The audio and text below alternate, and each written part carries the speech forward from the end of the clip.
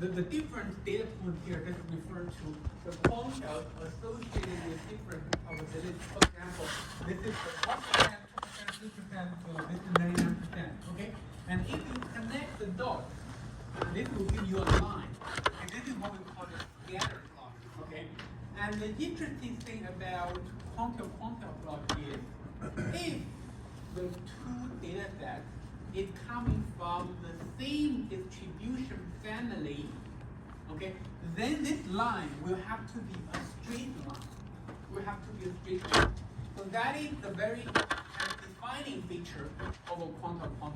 So basically, we are going to use our eyes to make judgment. Okay, if the line is a straight line, then we know that x and y they are from the same distribution. So pay attention here. Okay. I'm saying that they are from the same distribution family. I'm not saying they have exactly the same distribution. For example, okay, so if x is a normal distribution, let's say if x follows a normal distribution with mean of 0 and standard deviation of 1, and if y is also a normal distribution with mean of 1 and standard deviation of 3, and then if you make the QQ plot for the two data sets, okay, and then the line here is actually a straight line, because even though they have different parameters, but because they are both from the normal distribution family, then this line will be a straight line. Okay, so this is basically the defining feature of a quantile plot. And then we simplify based on this idea. Okay, we basically replace, okay, we replace the x-axis with standard normal quantiles.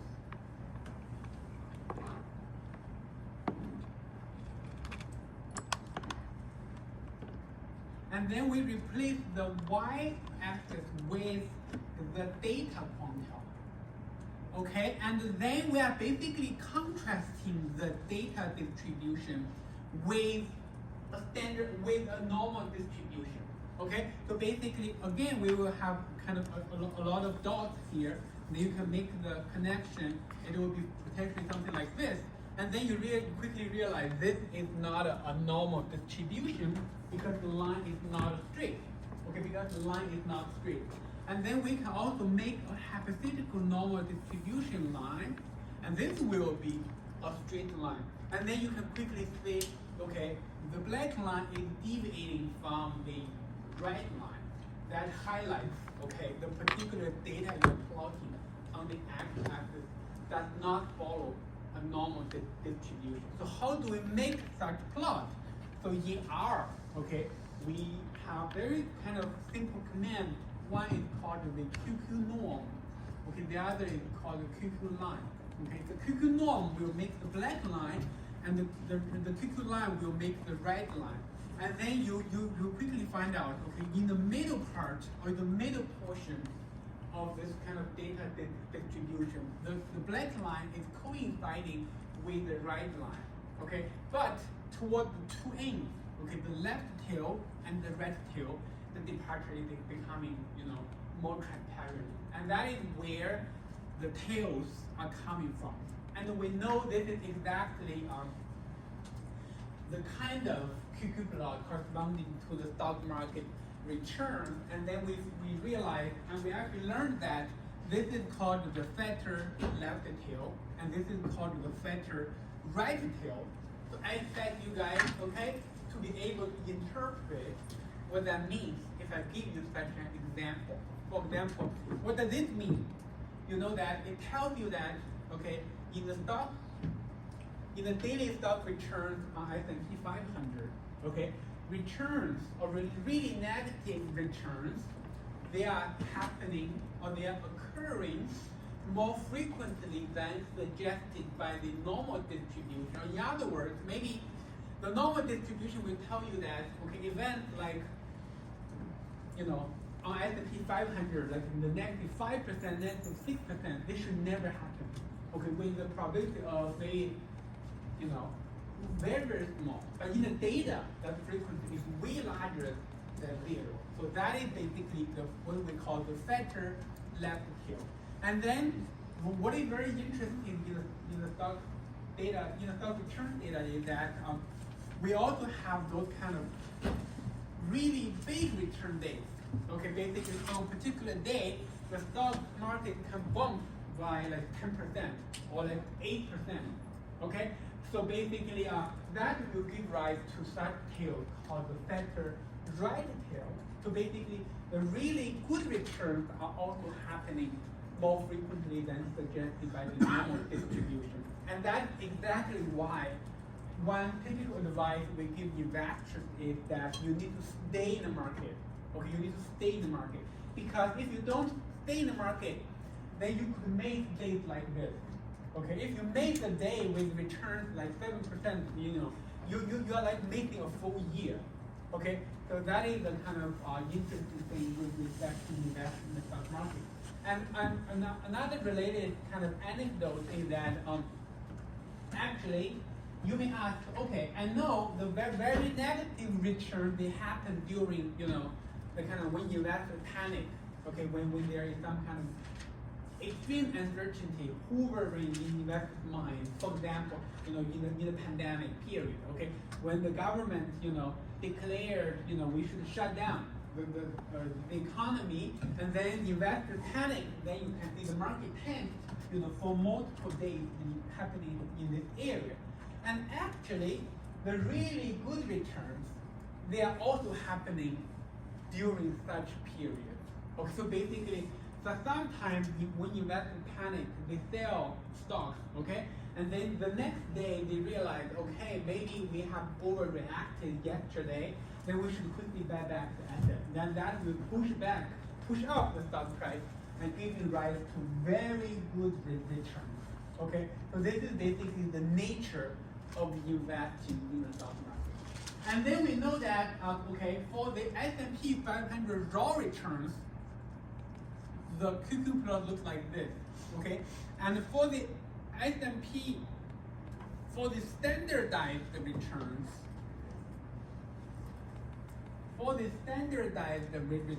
it looks like this. Okay, let me make a plot.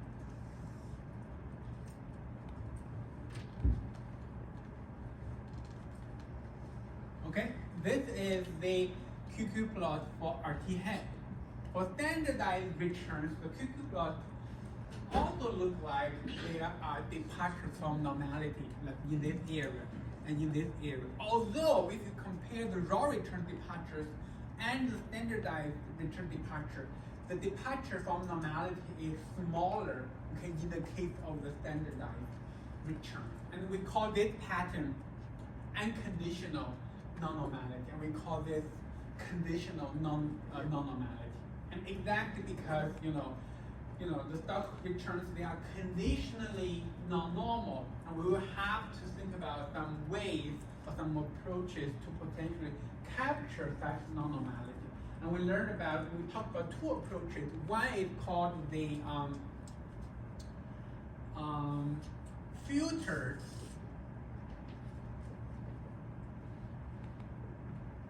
historical simulation. Okay, we also call this SHS. Okay, so basically this is a new approach to estimate VAR. And given that historical simulation is gives the name, meaning this is an improved version of historical simulation. And for implementing this method, we have to go through a couple of steps.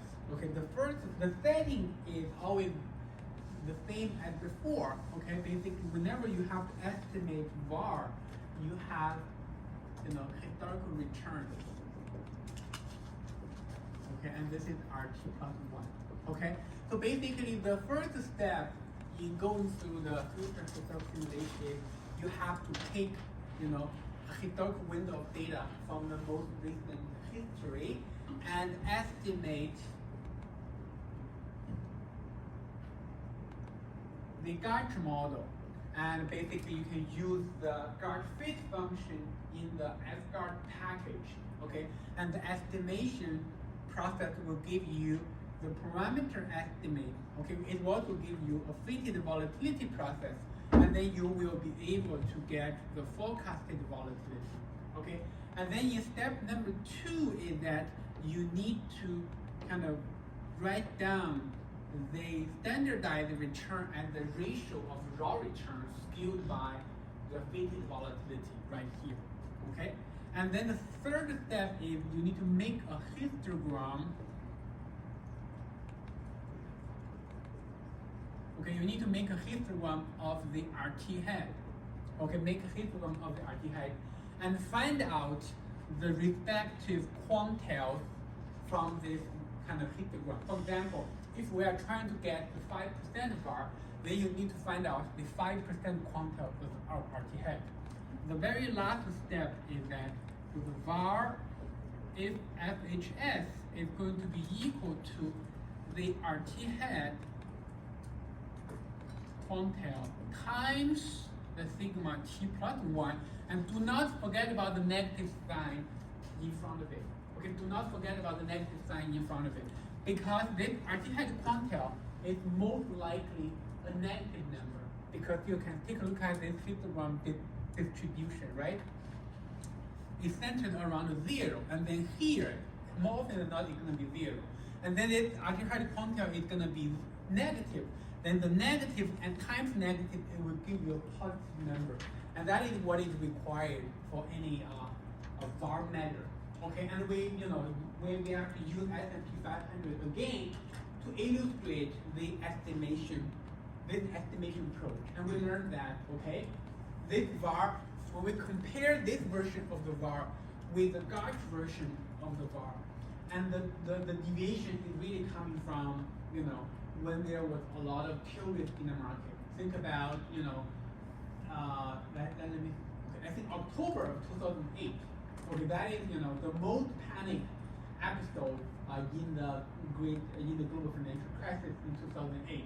Okay, and if you use the Garch version of the VAR estimate, if you use the Garch model to estimate the VAR, okay, it will give you a smaller number. But if you use future historical simulation to estimate VAR, it will give you a much larger number. And the difference is basically coming from the capturing of the tail risk, represent the presence of the tail risk in the market. Okay, so basically if you redo this, all of those kind of estimations for the pandemic period, especially in March of 2020, you will see similar dynamics. Okay, you will see similar dynamics. So basically, in the last week of this course, I will be kind of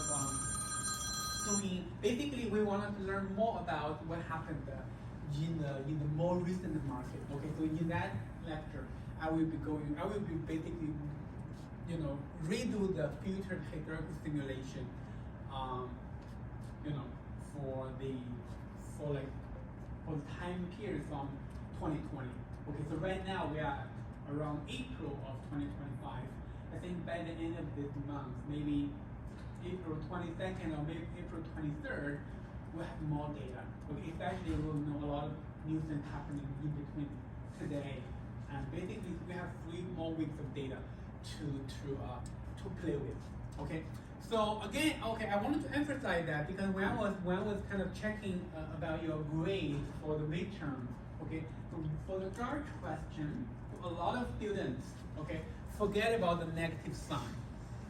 Forget about the negative sign. So remember in that question, the first part I was asking you to estimate the volatility corresponding to the Garch model. And then the second part I was asking you, what is the 1% and 5% of VAR respectively? Okay, so in that question, you guys all know you have to actually multiply the sigma t plus 1 with the respective quantiles, but some students still, have the final answer, there is a negative sign in the VAR. And you know that shouldn't be correct because the VAR should not be negative.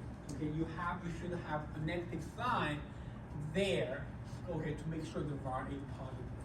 Okay. And another thing I wanted to mention is that because last week the lecture was recorded, so there was a link, okay, posted under the lecture 6 folder.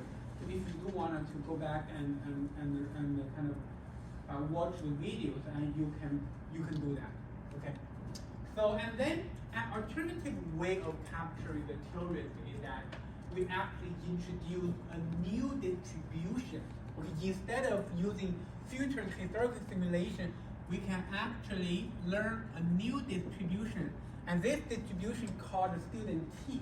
Okay, it's called student T. And this is the shape of this distribution. So basically you can see that looks very similar to that of the normal distribution. We call this the kind of bell-shaped curve. Okay, bell-shaped curve. And different from the normal distribution in that, okay, the mean of the student T distribution always centered around 0. So the mean is always 0. So the normal distribution can, for mean, different from 0. But for the student T distribution, the mean is always 0. And there is only one parameter associated with this distribution. We use need, we use D to denote it. And we have a name for this parameter. Okay, this parameter is called degree of freedom.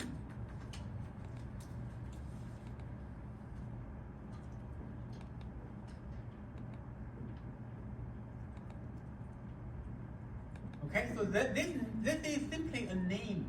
Okay, this is simply a name. You probably have heard about degree of freedom in other contexts, especially in the linear model context. Okay, so the degree of freedom here has no relation at all with the degree of freedom in that context. Okay, so in this context, the degree of freedom is simply a name for that parameter. Okay, and then we know that the variance of this, let's use x to denote the student T distribution. Then the variance of the x is equal to D over D minus 2. Okay, so basically this means that the D can only range between 2 and the positive infinity. Okay, so the D here, or the degree of freedom here, controls the shape of this student T distribution. And we know that when D is getting closer to 2, this student T distribution will feature fatter tails, or much fatter tails at both ends of the distribution. It will give you a QQ plus like this, okay? And when D is approaching positive infinity, and then the QQ plus will getting closer and closer to the normal distribution, okay? So I hope you guys keep this particular feature in mind, okay? So basically, the smaller the D, the larger the departure from the normal distribution. Actually, in the third question on your second project, I want you guys to kind of understand this feature better. I'm asking you to do simulation of student T distribution with different levels of degree of freedom, and then you can make the QQ plus by yourself. Okay, you can quickly check for different how the departure is for different levels of degree of freedom. Okay, and then for using this student T distribution in a large model context, you need to keep in mind that you will have to standardize the student T distribution because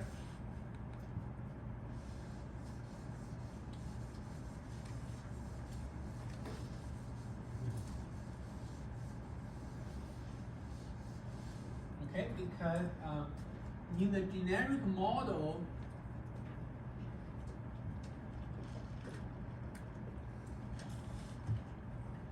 in the generic model of asset returns, okay, and the Z here is what we call the shock. And oftentimes, Z is modeled as a standard normal distribution. Most of the time, it's modeled as a standard normal distribution. So if you wanted to capture potentially the presence of the tail risk, then you can actually use a standardized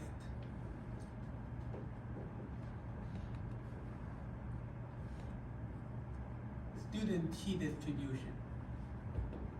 Okay, but the Z here must have a standard deviation equal to 1, and that is why we will have to standardize x to be x skewed by square root of D over D minus 2.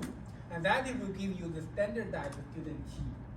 We use Z to denote it, okay? And this Z will have a standard deviation equal to 1. And then you can just put this in your Gauss model and ask the guard-fit function to estimate the parameters. And I actually showed you guys how to do that.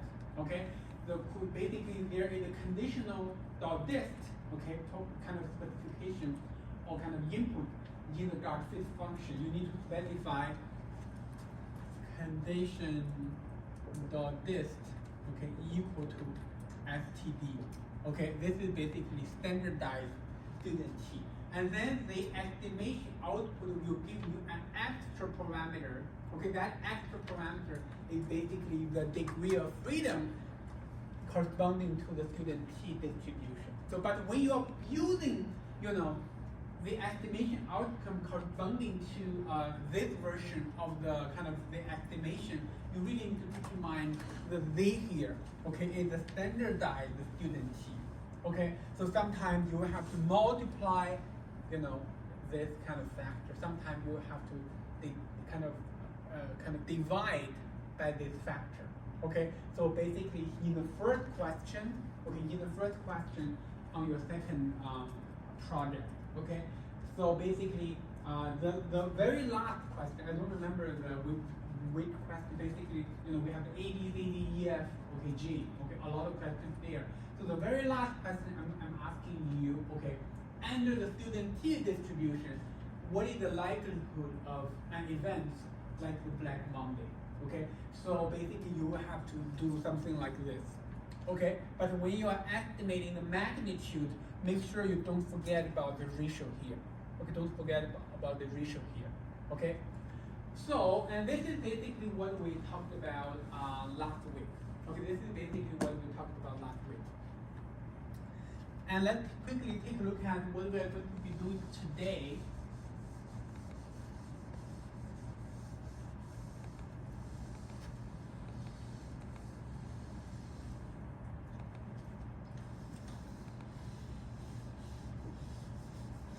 Okay, so basically, in the second half of this course, basically, we are right in it right now. Okay, so basically after the spring break, every week, okay, we will be covering a new topic. Okay, last week we are covering non-normality, and this week we are going to be covering covariance.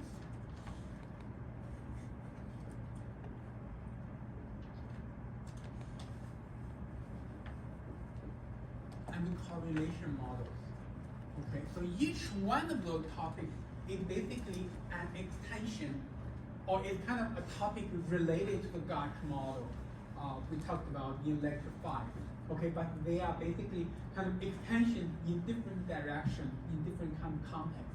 For example, last week we were concerned about the presence of terrorists in the market. So today we are going to be concerned about, okay, for all of the past weeks or past lectures, you always talk about S&P 500. Okay, what if, in reality, in the real world, I will have to manage a portfolio with multiple assets? Okay, if you have a portfolio with multiple assets, then you should really be concerned about how the different assets is co-moving in relation to each other in your portfolio. Okay, so the most typical situation is, let's say you are like a personal investor. Okay, you're managing your retirement portfolio, and within your retirement portfolio, you have a portion of your assets allocated to stock. Okay, you have another portion allocated to bond. Then the most natural question you are extremely interested in is how are the stock market is co-moving with the bond market. Okay, so the answer to that is, basically the correlation or the co-movement, it is not constant, it is not fixed. Okay, it is actually time varying. So sometimes they are moving in the same direction. Basically, when the stock tanks, bond will also tank. And sometimes they are moving in the opposite direction. Basically, when stock tanks and bond actually go up, okay, it serves as hedges with each other. So the pattern is not always the same. So therefore, you have to learn models to be able to capture those. Okay, so that is basically the big picture of today. Okay, so let me see what I wanted to show you.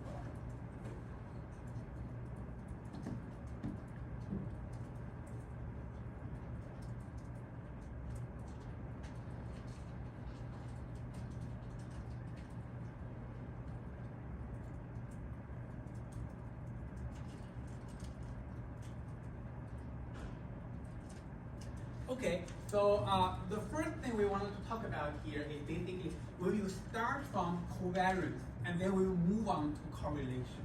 Okay, because covariance and correlation, they are basically special cases with each other. Okay, let's first start it from the situation of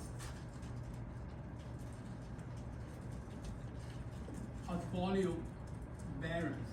Okay, so the very simple. Let's first spend some time to derive portfolio variance. Okay, so basically, let's say if you have two assets, A and B. Okay, we use RA to denote the return on asset A, and we use RB to denote return on asset B, and then omega A is the portfolio weight on asset A, and omega B is the portfolio weight on asset B. Okay, you can think of asset A as a stock asset, and then you can think of asset B as a bond asset. Okay, so then you can write down the return of the portfolio. That's going to be a weighted average of the two returns, basically omega A times RA plus omega B times RB.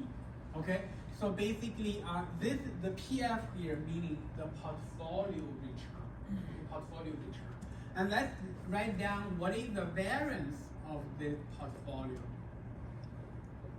Okay, so basically that's going to be the variance of omega A RA plus omega B RB. Okay, I believe you guys all already have some kind of exposure or background in portfolio theory, especially from your equity course. Okay, this is the one you are taking right now. Okay, so basically the portfolio theory says that the portfolio of your variance is gonna, especially in a two asset case, okay, is gonna have three components.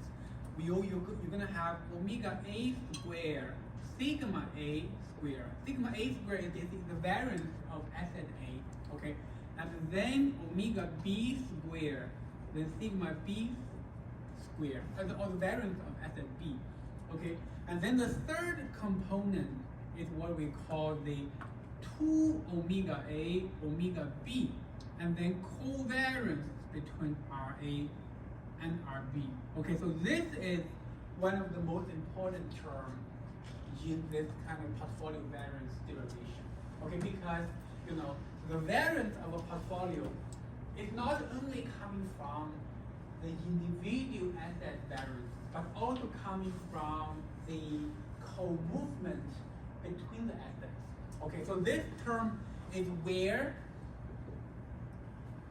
diversification benefit is coming from. Okay, so basically, if this is gonna be the total variance of your portfolio, and then this is the individual asset kind of variances, right? But they are all positive by nature, because omega A square is going to be positive, sigma A square is going to be positive, and this is the same.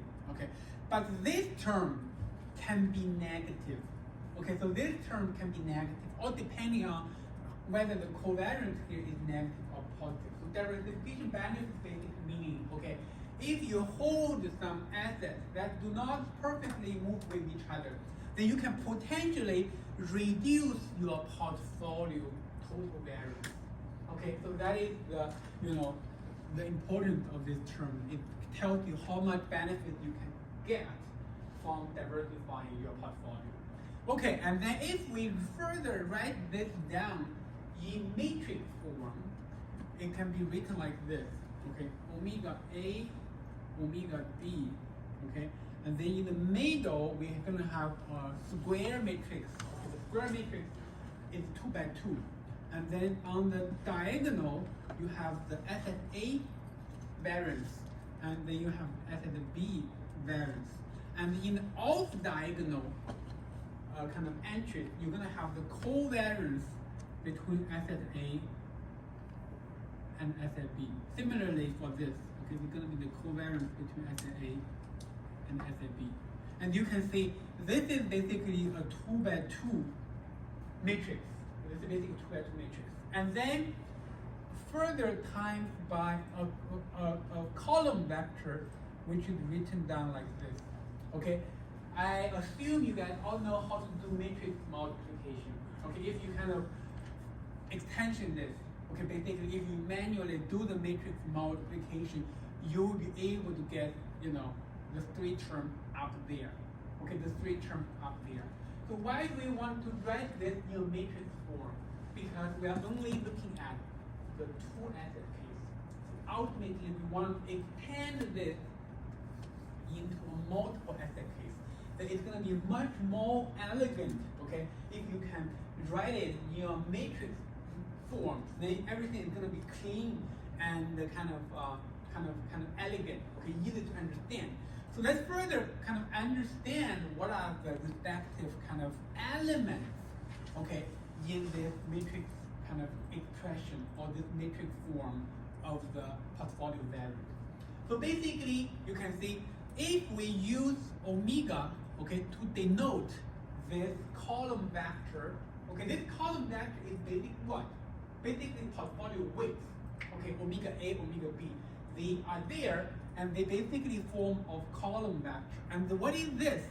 This is basically a row vector. It's basically the omega prime. The prime here meaning the transpose of that column vector.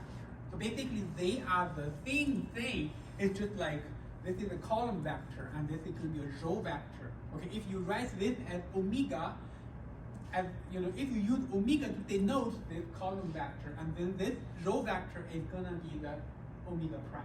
Okay, and then the middle guy here is what we call the variance covariance matrix. Okay, variance covariance matrix. And the most interesting part about this matrix is that the diagonal, okay, let's say this is 2 asset case. In the diagonal line, we're gonna have the variances of the 2 assets, okay, sigma A squared, sigma B squared. And this matrix is going to be symmetric. Symmetric meaning the lower part of this matrix is going to be exactly the same as the upper part of this matrix. So therefore, this is going to be exactly like this because we only have 1 entry here, right? So basically, you know, this is going to be the covariance between asset A and B. This is the same covariance between asset A and B. Okay. So another way to understand this matrix or this expression for portfolio variance is that when we are writing this as a matrix multiplication, we are basically kind of separating things we have control over and things we do not have control over. Okay, for example, the omega, okay, it is basically an investor's choice because as an investor, portfolio investor, you have choice over how much to allocate to asset A and how much to allocate to asset B, okay? But you do not have control over what is the variance for asset A, what is the variance for asset B, and what is the covariance between asset A and B. And the middle variance covariance matrix is purely determined by the market. Okay, so basically extracting the portfolio variance in this way, we are separating things, okay, investors have control, and the middle guy, that is the things the investors do not have control over. And then you can see that a lot of the attention is going to be focused on estimating this variance covariance matrix. Okay, because if you know how to estimate the variance covariance matrix, then you just multiply the portfolio weight, which you can allocate over yourself, and then you can do the matrix multiplication, and then you will have the portfolio variance. Okay, let's further take a look at this matrix. Okay, so basically the diagonal lines here, we already know how to estimate it because the diagonal line here are all variances, right? We already learned about Gauge model, risk matrix model. They can all give us estimate of variance or forecast of variance in the diagonal line of this matrix. And then today, we are going to be learning how to estimate the covariance. And once we learn about how the covariance model, then basically we can estimate every element in this matrix. Then we are good to go. Okay, we can basically go ahead and estimate the portfolio variance. So that is basically the roadmap for today. Okay, we are learning about what is portfolio variance And then you can learn that, okay, within the portfolio variance, the covariance is actually playing an important role. Okay, it gives you the diversification benefit, but it is something that you want to learn. You want to have a model to be able to capture or to estimate it. Okay, and then, okay, this is the two asset case. And what if we have n assets? So in general, okay, if you have n assets, the portfolio variance, if you have in the n asset case,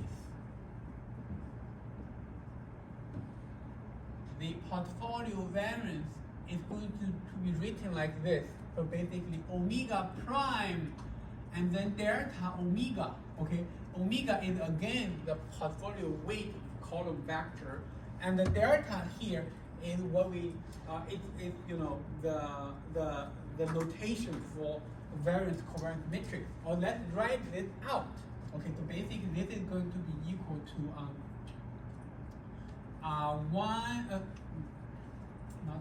omega 1, okay. Omega 1, omega 2, and then omega n. Okay, and then the variance covariance matrix is sigma 1 square, sigma 2 square, and sigma n square. Okay, and then you have the covariance between return 1, return 2, and the covariance between return 1 and return 3. Okay, and then you have the covariance between return 1 and return n. Similarly, okay, for here. And then, you know, the upper part is going to be the same as the lower part. And then you further multiply by a column vector with omega 1, omega 2, and omega n. Okay, so this is basically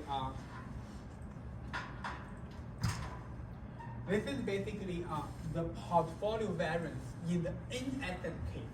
Okay, in the n asset case.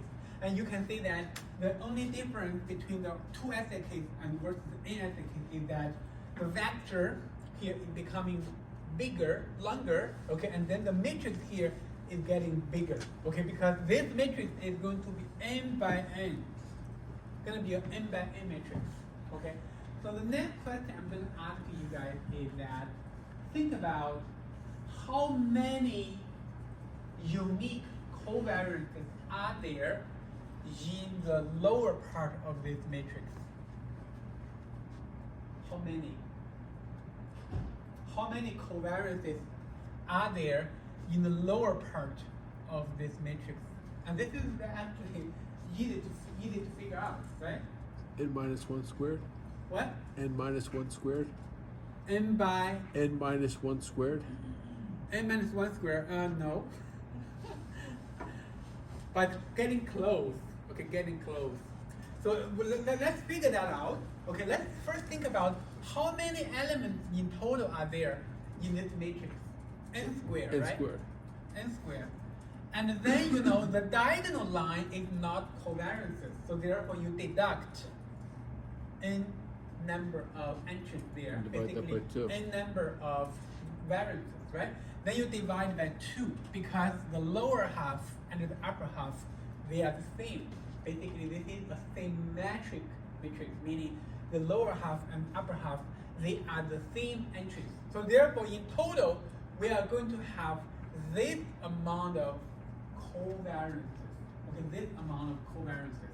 And you can actually confirm this equation by plugging n equal to 2 into this.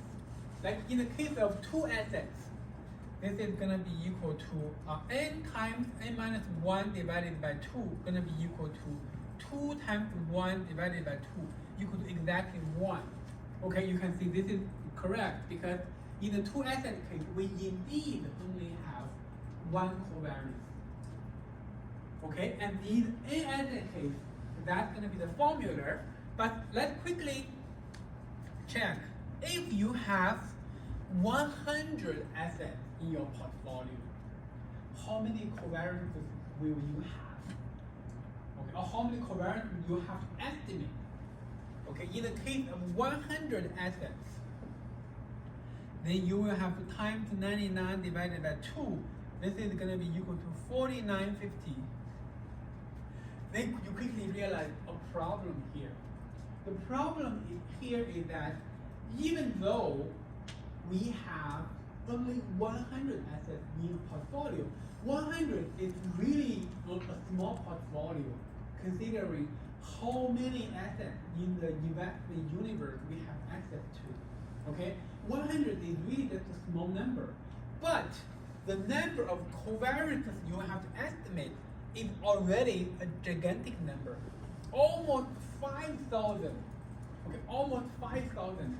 Then you quickly realize that the problem is becoming not manageable. Okay, so in the case of 100 assets, you have almost 5,000 covariances estimated. Then that's really not manageable. Okay, it's gonna estimating the portfolio variance is gonna becoming such a long process. Okay, so therefore the first step we always have to do in the multiple asset case, especially when the A is getting larger and larger, we have to reduce the dimension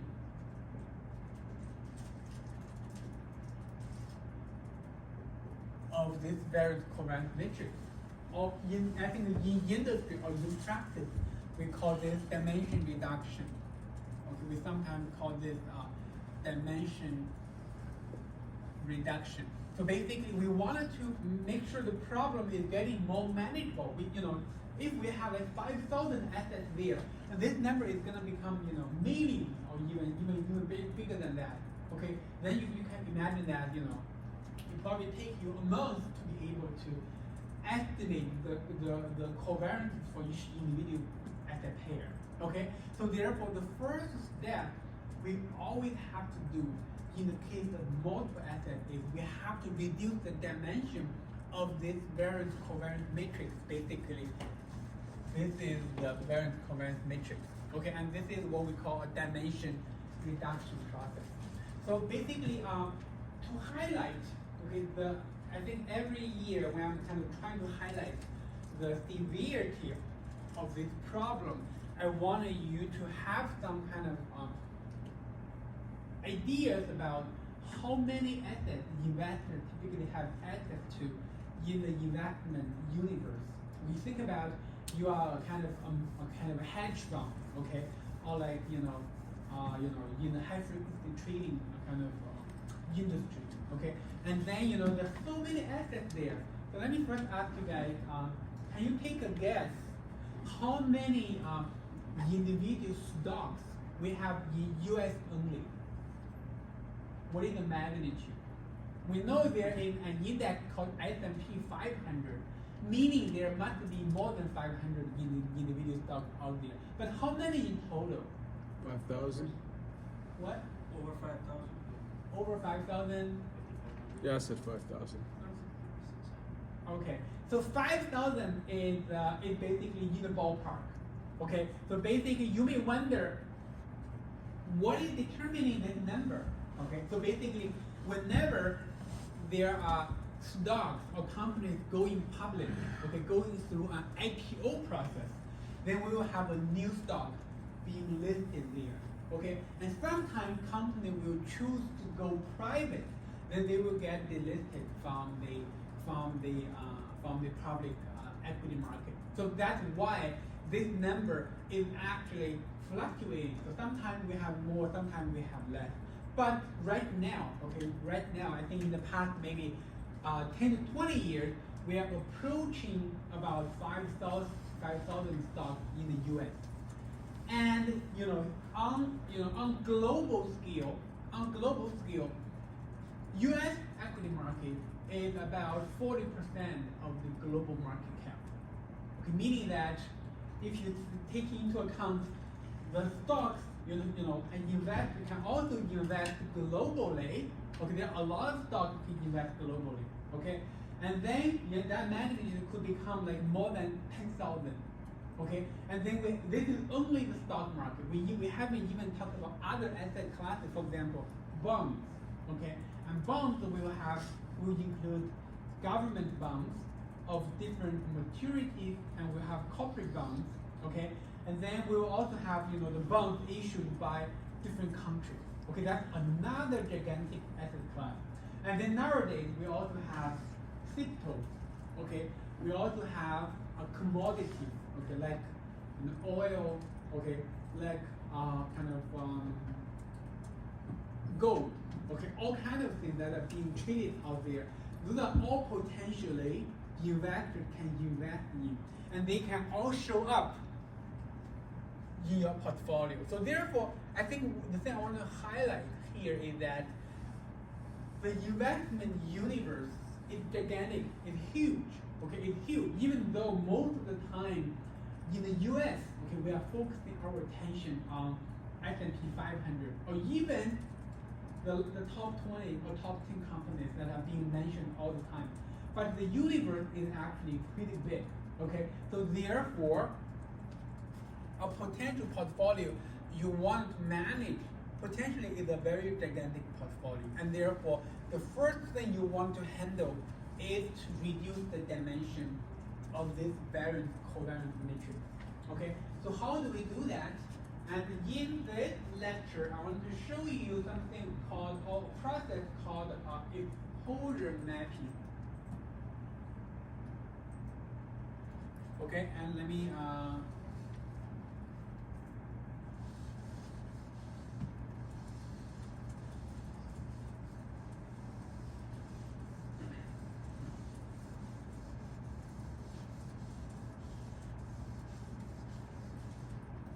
exposure mapping is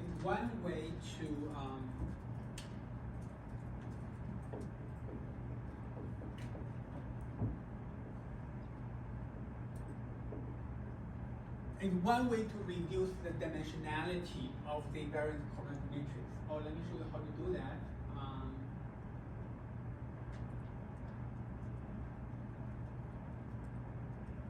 Okay, so the first step in exposure mapping is that you wanted to categorize your assets or the assets you want to invest in, okay, into different asset class and also into different geographic regions, okay, categorize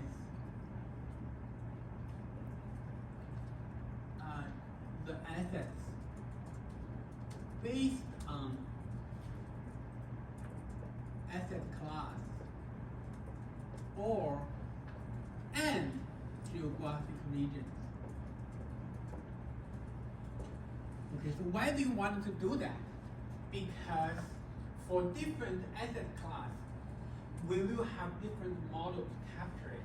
Okay, and for assets in different geographic regions, we will also have different models to capture it. That is exactly why the first step here is we want to categorize the assets, or basically kind of split or grouping the assets based on their asset class nature and the geographic region. For example, what are the typical asset class? Okay, stock is one, and bond, okay, is considered as fixed income. Okay, and then you have commodities, okay, including gold, oil, so on and so forth. And then you also have cryptos. Right now, it's getting popular and more popular. And then you also have derivatives. For example, futures, options, so on and so forth. Those are all the typical asset class. And then, of course, the model you use to describe stock is not going to be the same as the model you use to describe options. Okay, so therefore we want to split them based on asset class and the geographic region. And then the second step is we want to use a factor model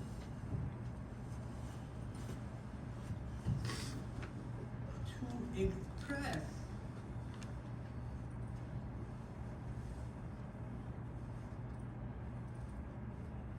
or to describe,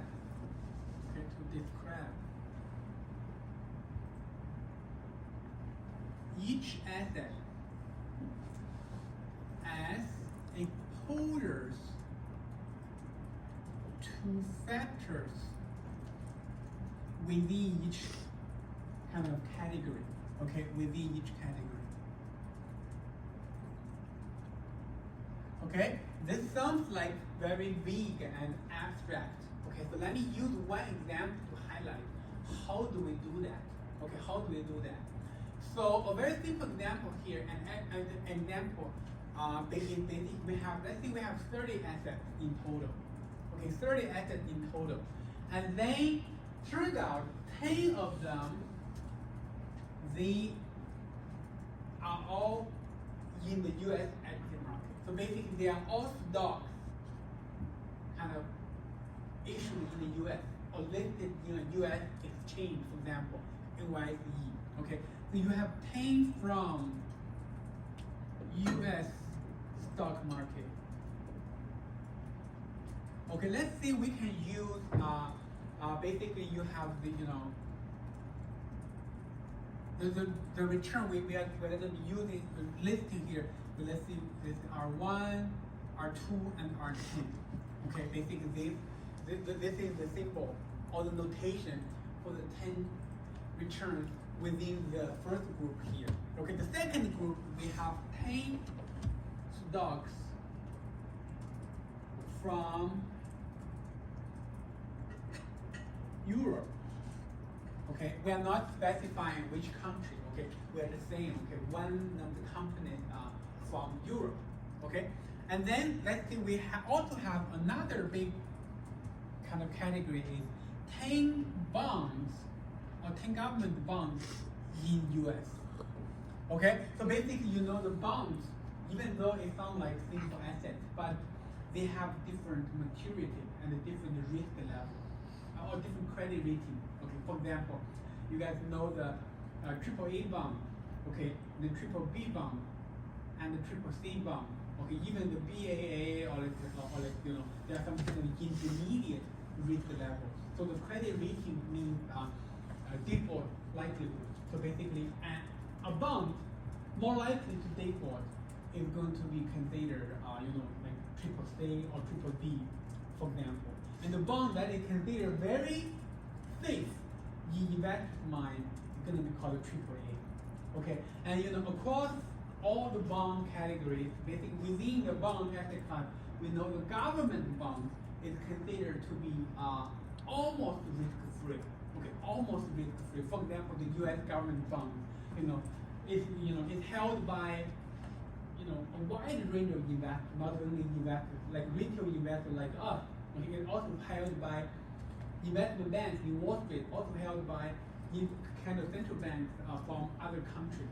Okay, so basically people wanted to buy U.S. government bond because they consider the government bond to be very, basically almost no risk. Okay, almost no risk.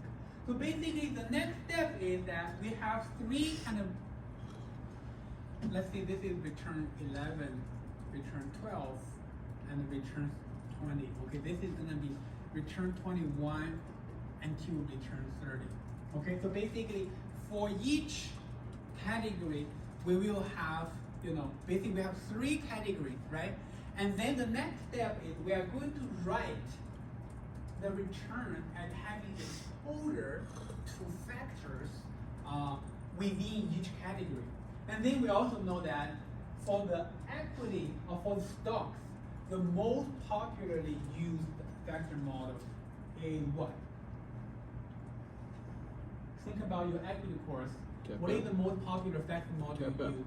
CAPM. Okay, CAPM. Even though there are many failures of the CAPM, but it doesn't mean it's not useful. It's still very popularly used. So basically, let's write down the expression of the 10 stocks in this category. So basically, let's say R1 equal to alpha 1 plus beta 1 Rm US plus epsilon 1. Okay, so what is Rm US? It's basically the market returns in the US. You can consider this to be the S&P 500. Then alpha 1 is basically the alpha is the pricing error, okay, and the beta 1 is the risk exposure, okay? And then you can write R2 also equal to alpha 2 plus beta 2 Rm US plus epsilon 2. And you do this for R until R10, alpha 10 plus beta 10 Rm US plus epsilon 10. Okay, so this is basically, we are using the CAPM model to describe all the US stocks returns. Okay, and then for the 10 stocks from Europe or from EU, we can also use the CAPM model to describe it. Okay, but why do we want to kind of simulate the two if they are both using the CAPM model? Because even though they are both using the CAPM model, the market index is different. Okay, the market index is different. For example, for all the stocks from Europe, we have R11 equal to alpha 11 plus beta 11, RM EU plus epsilon 11. Okay, so this RM EU basically meaning the stock market return from Europe. Okay, from Europe. And then, you can write down this is R20 equal to alpha 20 plus, this is 20. And beta 20, RM, EU, and plus epsilon 20. Okay? So, and if right now today is April 1st. Okay, April 1st of 2025.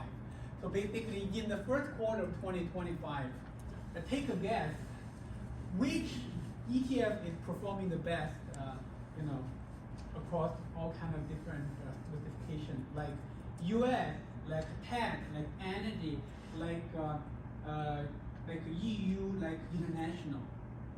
So we already have the data now, right? So which sector is performing the best in the first quarter of 2020? We all know that S&P 500 isn't doing well. It dropped like in 11%. What? It dropped like 11% in the first quarter. S&P 500 it dropped not by that much. It's no more than 5%, only 4.20 something percent. Okay, so what the stocks that are doing the worst, performing the worst in the first quarter of 2025 is basically the technology stocks. Okay, like Google, like Meta, okay, Nvidia, and Microsoft, okay, and Amazon. Okay, those stocks have declined, more than 10%. Okay, if you take a look at the Nasdaq index, it declined around 10%. But, okay, in the first quarter, the European stock market has been doing extremely well. Okay, if you take a look at the index, they actually have delivered a return of more than 10%. Okay, more than 10%.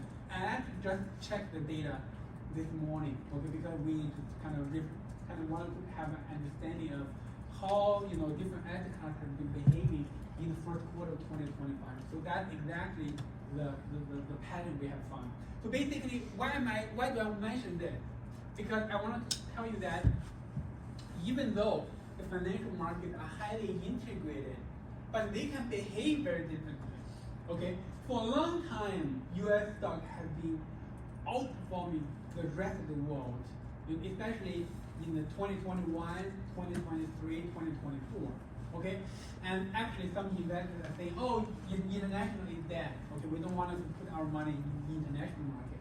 But once in a while, international market can actually do pretty well. For example, the first quarter of 2025, the EU market is actually doing pretty well.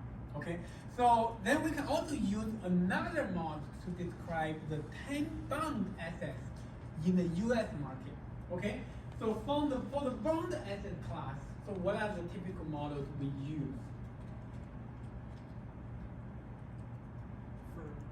For what? Sorry.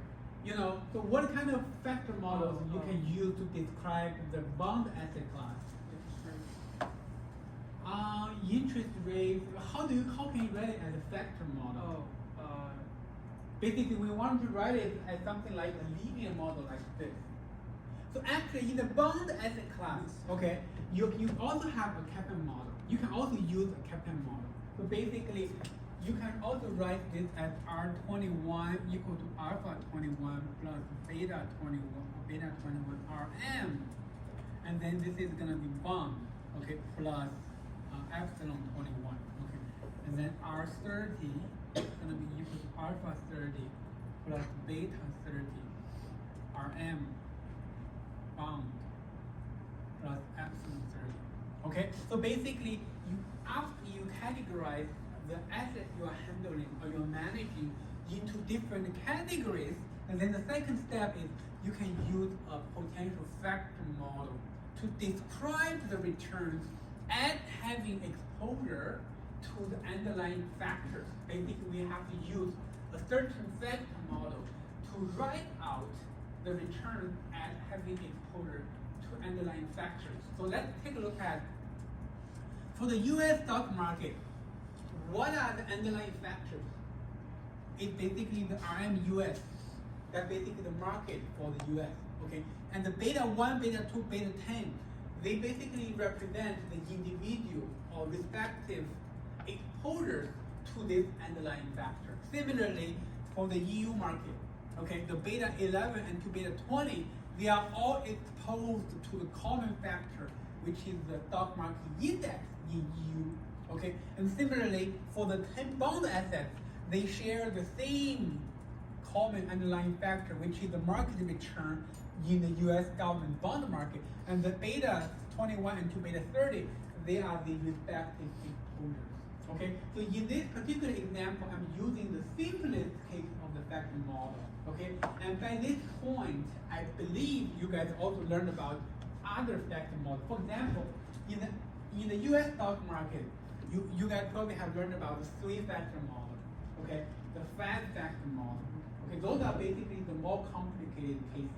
Okay, so basically after years of academic research and also after years of research, okay, we learned about, in the stock market, the market alone is not the only factor. Because there are maybe some other factors like small minus big, like high minus low, like investment factor, like profitability factor. They are potentially important drivers of the stock market. So basically, you can use those, okay, to replace the CAPTAN model. Okay, it's basically a matter of your choice. Okay, but I'm using the CAPTAN basically as one example to illustrate how to do exposure mapping. Okay, how to do exposure mapping. And then in the bond market, okay, the CAPTAN is something you can use. But for especially for the government bond, okay, we have other multiple factor models. For example, there is a very famous 3-factor model.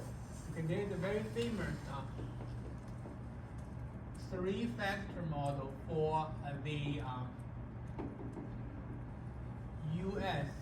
Government bonds. The 3 factors are called the level, slope, and curve. Okay, so what are they? So basically, let's say let's say this is the yield curve. Okay, this is the yield, and this is the maturity. So basically, the yield curve is something potentially looking like that. It tells you that how high the yield is at different levels of the maturity. So what are the level, slope, and the curve? Level is basically the average of the yields corresponding to different maturities, like 3 months, 6 months, 1 year, 3 year, 5 year, 20 year, 30 year, okay? And then you take the average, that's gonna give you the slope. And it's gonna give you the level. And what is the slope? Slope is basically this point minus this point, okay? Basically the longest maturity minus the lowest or the smallest maturity. That's gonna give you the slope. And the slope could be positive, could be negative. Okay, if the slope is positive, we call that upward sloping yield curve. And if the slope is kind of negative, we call that downward sloping yield curve. And oftentimes we know that if the yield curve is downward sloping, it's a signal that there's going to be a recession coming soon. Okay, and then what is the curve? What is curve? Curve is basically tells you that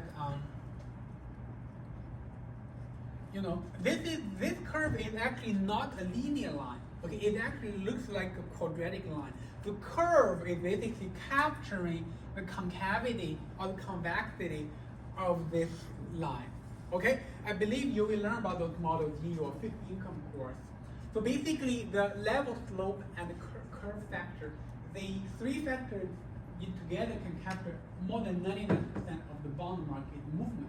So therefore, they also represent a 3-factor model for the bond market. Okay, so basically, this is something if you know about it, it is fine. But if you don't know the details, it is also fine. I'm just trying to give you examples of potential spectrum models you can use in the exposure mapping.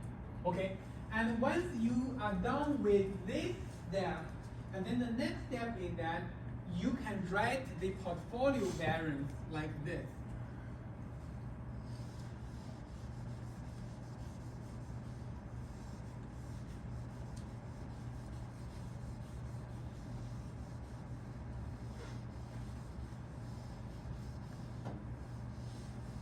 Basically, you can write down the portfolio variance is equal to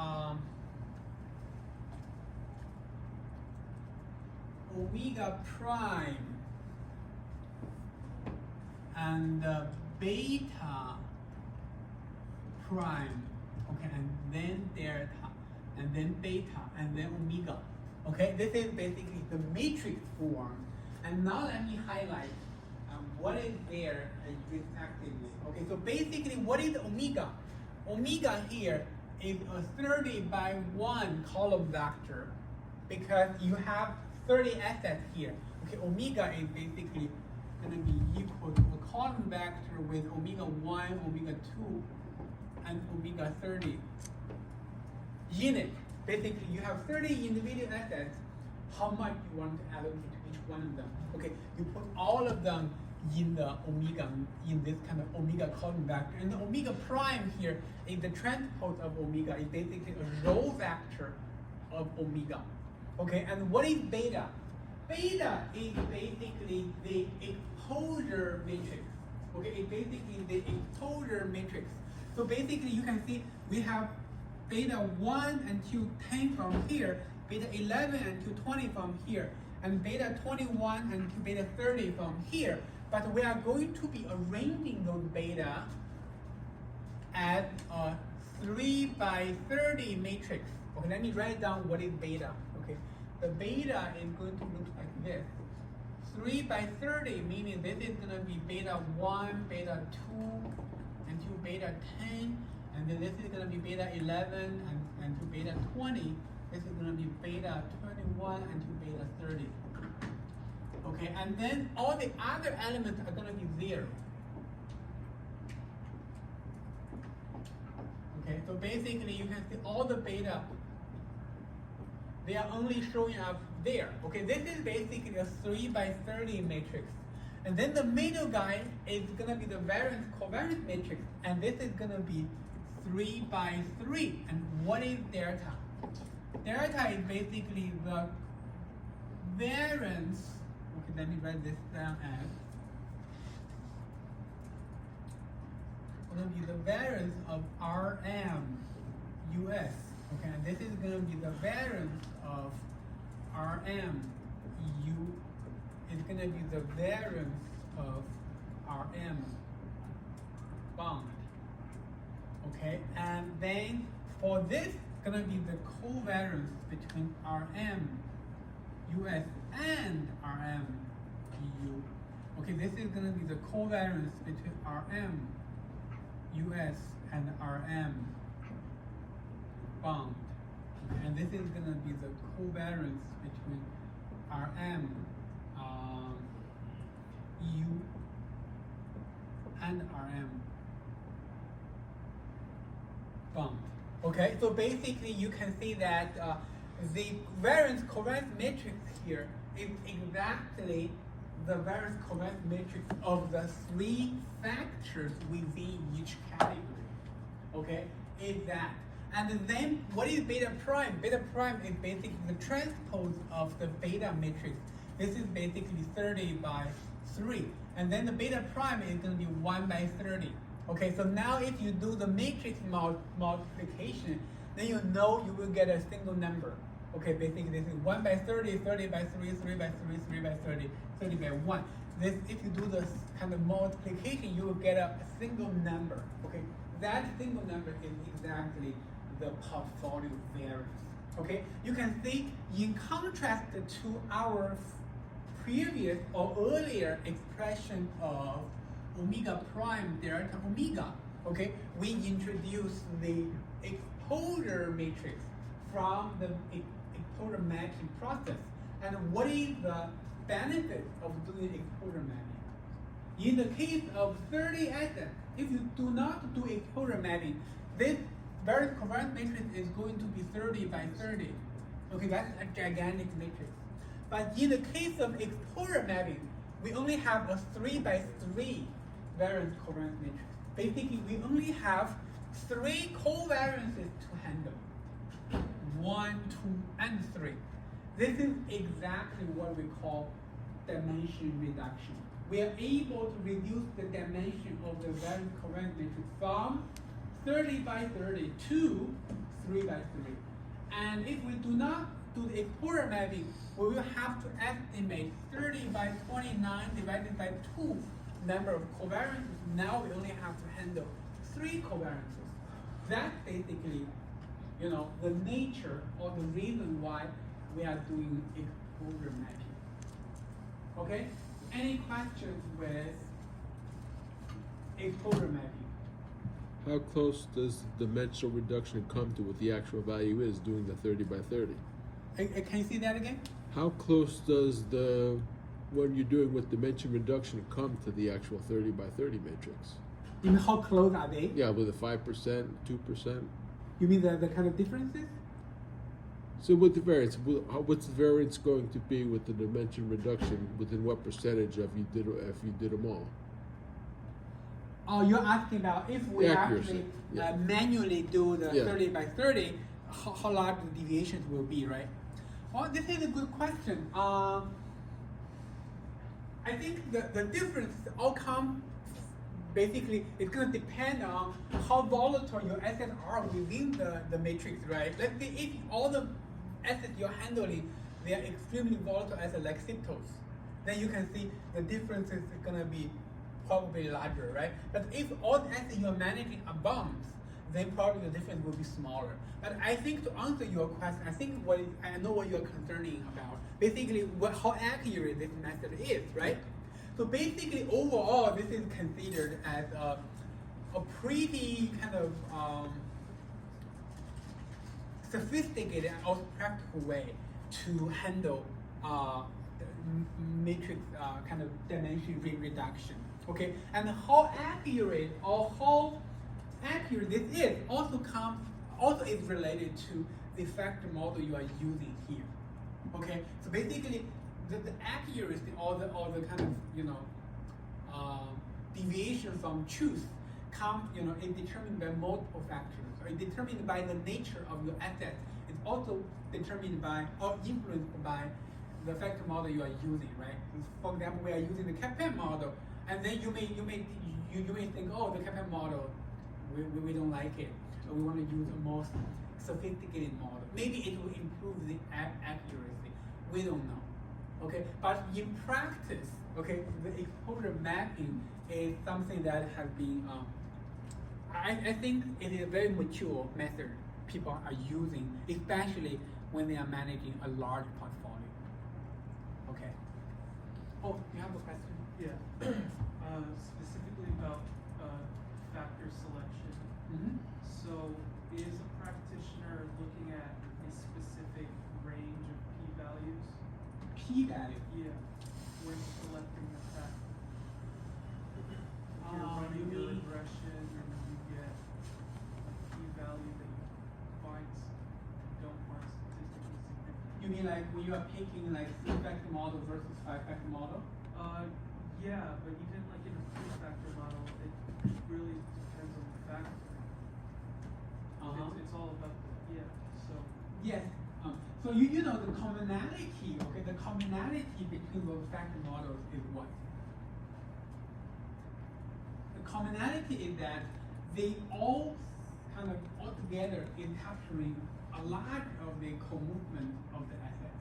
Okay, even the CAPM model alone, that can capture maybe 80 to 90% of the movement of the asset, right? If you add or introduce extra factors like SMB, HML, and the investment profitability, it can increase your accuracy or the amount of variance captured by the factor model, maybe from 80% to 95% or to 97%.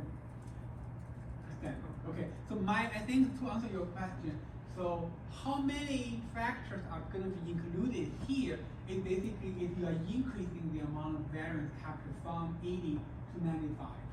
Okay, so the margin of improvement there is actually relatively small. Okay, especially in this context because we are concerned about the amount of co-movement or movement it has been captured by factors. And you're looking at the variance of the portfolio. You're not looking at the excess return. Right. So the focus is very different. Sure. So in the case of excess returns, the extra factors is becoming more important because if you don't use those, then there are some movement or some exposure, some risk exposure is not there. Then the excess return cannot be explained by beta alone, right? But in the case of the movement captured, the market itself is already captured a large share. Basically, maybe 80%, maybe 85%. Then you introduce extra factors that can bump that from 85 to 90, and then maybe from that to 95 or maybe 98. But the margin is gonna getting smaller and smaller there. Okay. One last question. Okay. Sorry. So let's just say you go through this whole thing and then it says that this is kind of similar to risk decomposition in a way where it's like, I don't know, most of your variance is coming from the US stock market. So do you like, and there's, what value do you take from that regression to where you can like take that number and then like multiply it by your portfolio value and get your like hedge ratio for a specific instrument if you wanted to like neutralize your exposure to the US equity market?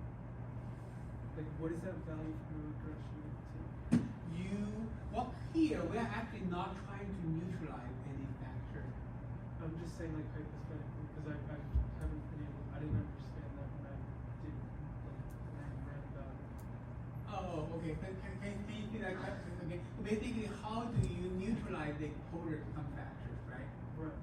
Well, I mean, so that is basically a kind of like a factor construction kind of strategy, right? So oftentimes, the way we neutralize the exposure to underlying factor, we construct a kind of long-short portfolio. It's similar to the SMB HML construction.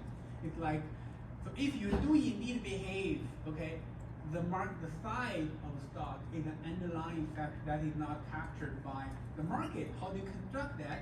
You basically kind of have the whole universe of the US stocks there, and you split them into different categories, maybe small, medium, big, and they form portfolios in the small category, the big category.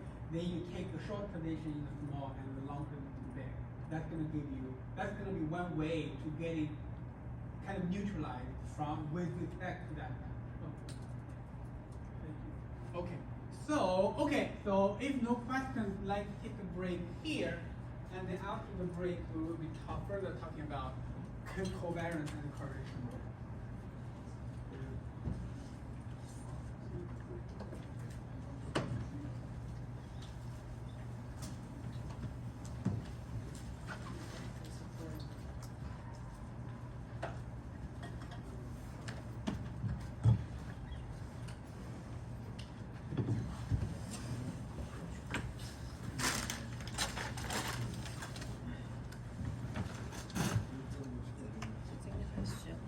Throw it out in the hall. This guy asked me one day, I'm doing he said, should I erase the board? And I'm like, dude, I'm not the dean of students. I'm the paying customer. I'm not your boss. I drove to West Haven, and then as soon as I got to West I really don't understand that about that guy.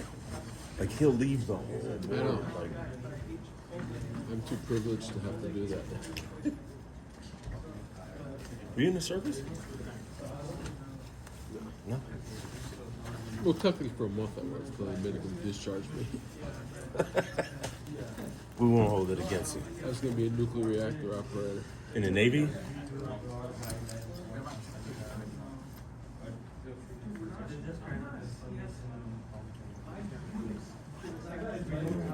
I'm gonna go operate my bus pass. Now that you and this man are done launching this aircraft. But it's the math side. I don't know what they say. Oh, if it's not, do it. Yeah, but I don't. I mean, it's trading position, so it's gonna be like probability. Yeah. It'll be this.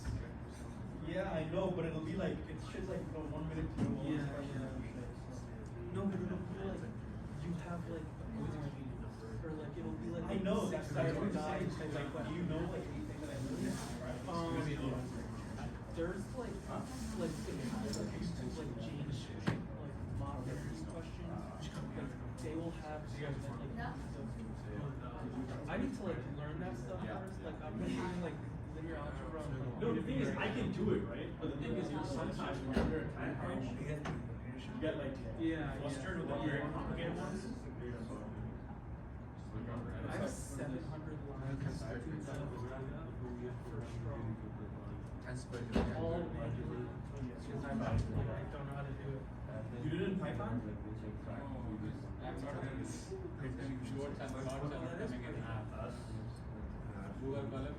Is that this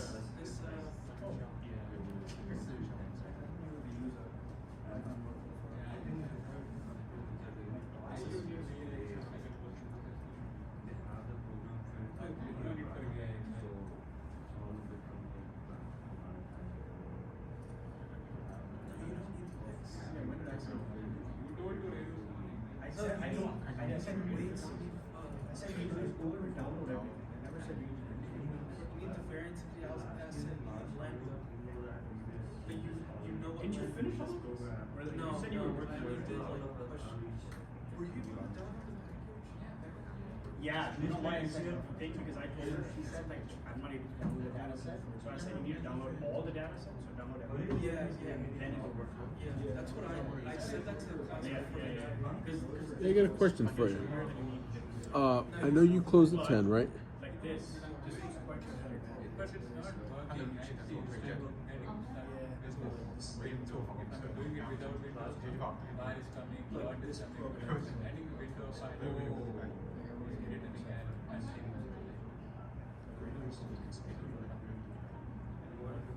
have to look at it.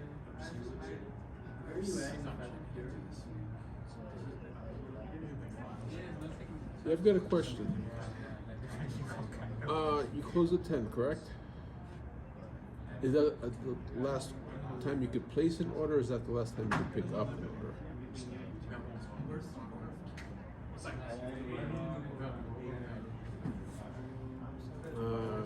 So I'm probably gonna get out of Stanford around 9:15, so I can get there by 10. But if there's traffic, I would be late.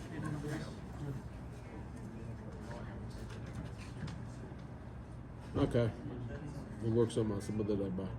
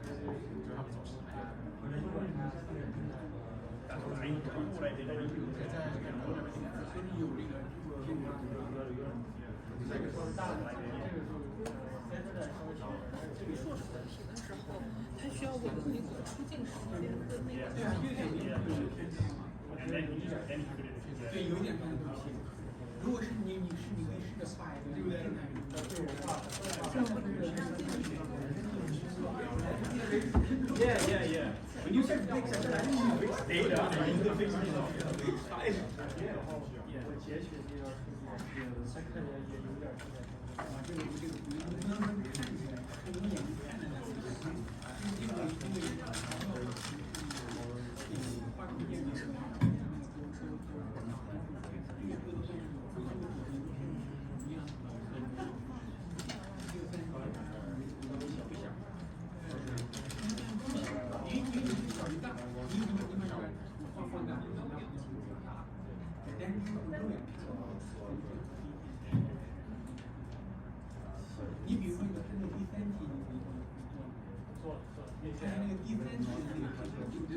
Lead 500, right?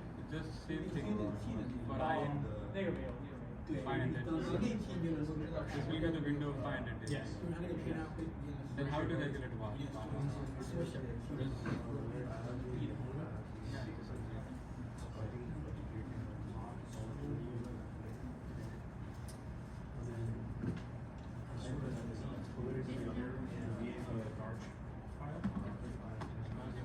First one. How will calculate forecasted volatility and then just do like this bar given out multiplied by 5%. So, okay, so you want to, instead of the window data, we just use that value? Yeah, that I will do. So Yeah, this, and then just this get the is- forecast. Yeah, this that. method is okay to Yeah, get. yeah, That I'll change it.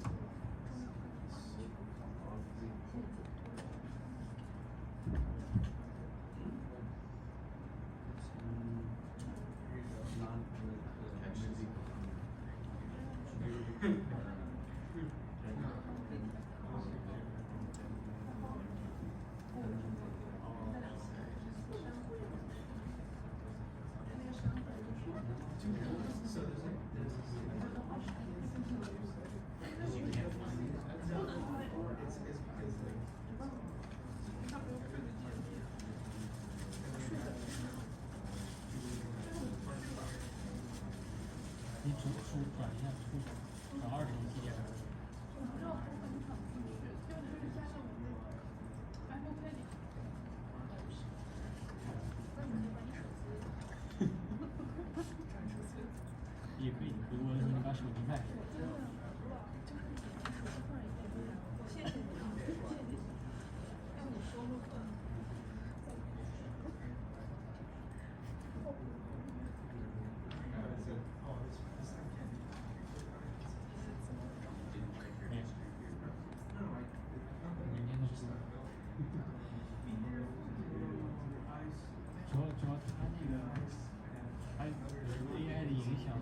公司都不公布这些东西。当时这个是谁要算的？反正是自己举手那个。自己举手的。我想选 AI 了。嗯？我想选 AI 那个套背。你想选鲁菜那个要自己写那个。明天你。我给他发邮件，因为他是有人告诉我这个。哦。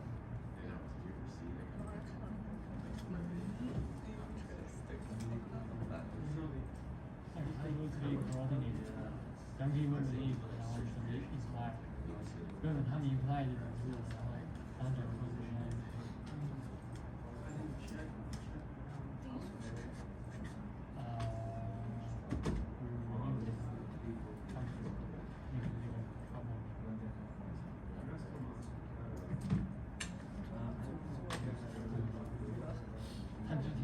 他上次不是说他要 coordinate 上线上那个，但是他要 coordinate 然后那个。No, not for girls. We're aiming at 我知道他是上就我当时就梦游给他们，我就放弃了。就是他觉得我不想弄，做完了，这周他们还有这个问题，这周我自己去了，然后他发了一个，我跟他讲说，我们找到了这些，但是就是每个公司solicitor 我们不知道用什么办法可以，就是网站上面找到这些信息，他不如找明天努力一天，然后周四再努力一天。如果这两天都找不出来，周五就直接跟他们讲。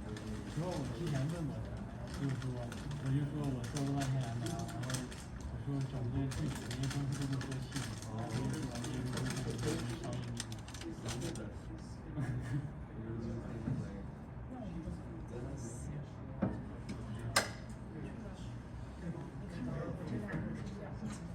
找一找吧，但是他们应该用一下，就是细节东西找，大概方向就差不多。那我们就写下这好像，对。因为人家这种商业机密不会告诉我们。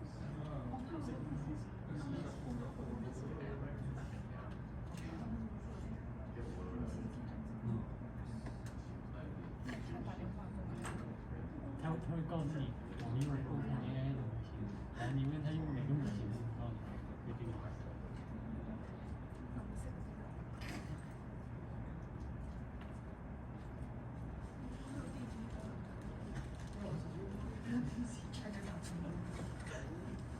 随时都。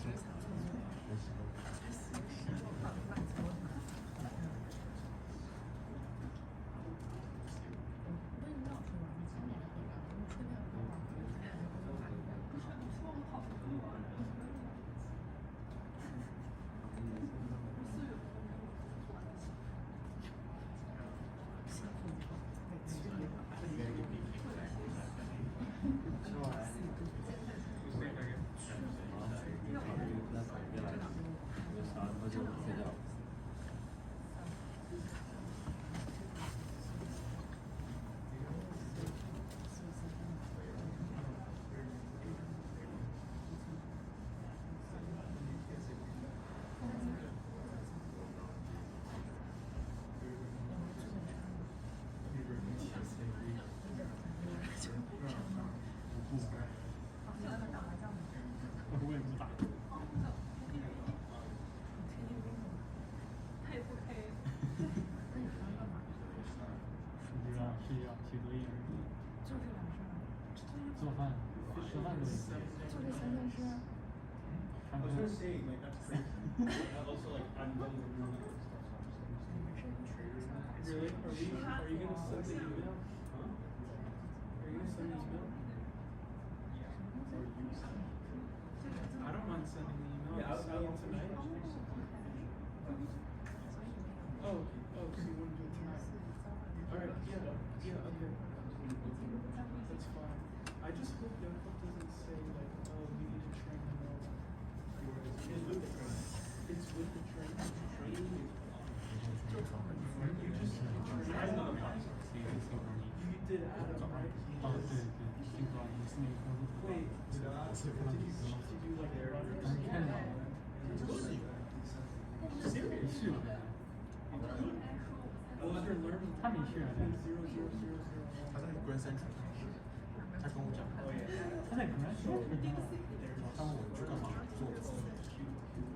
Grand Central 只是个机器。但是我都没在 Grand Central 体验。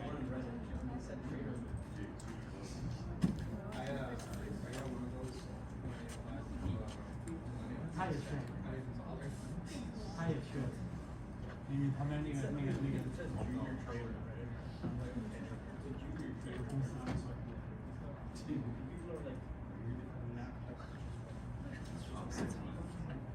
有免费替的，看了。今天。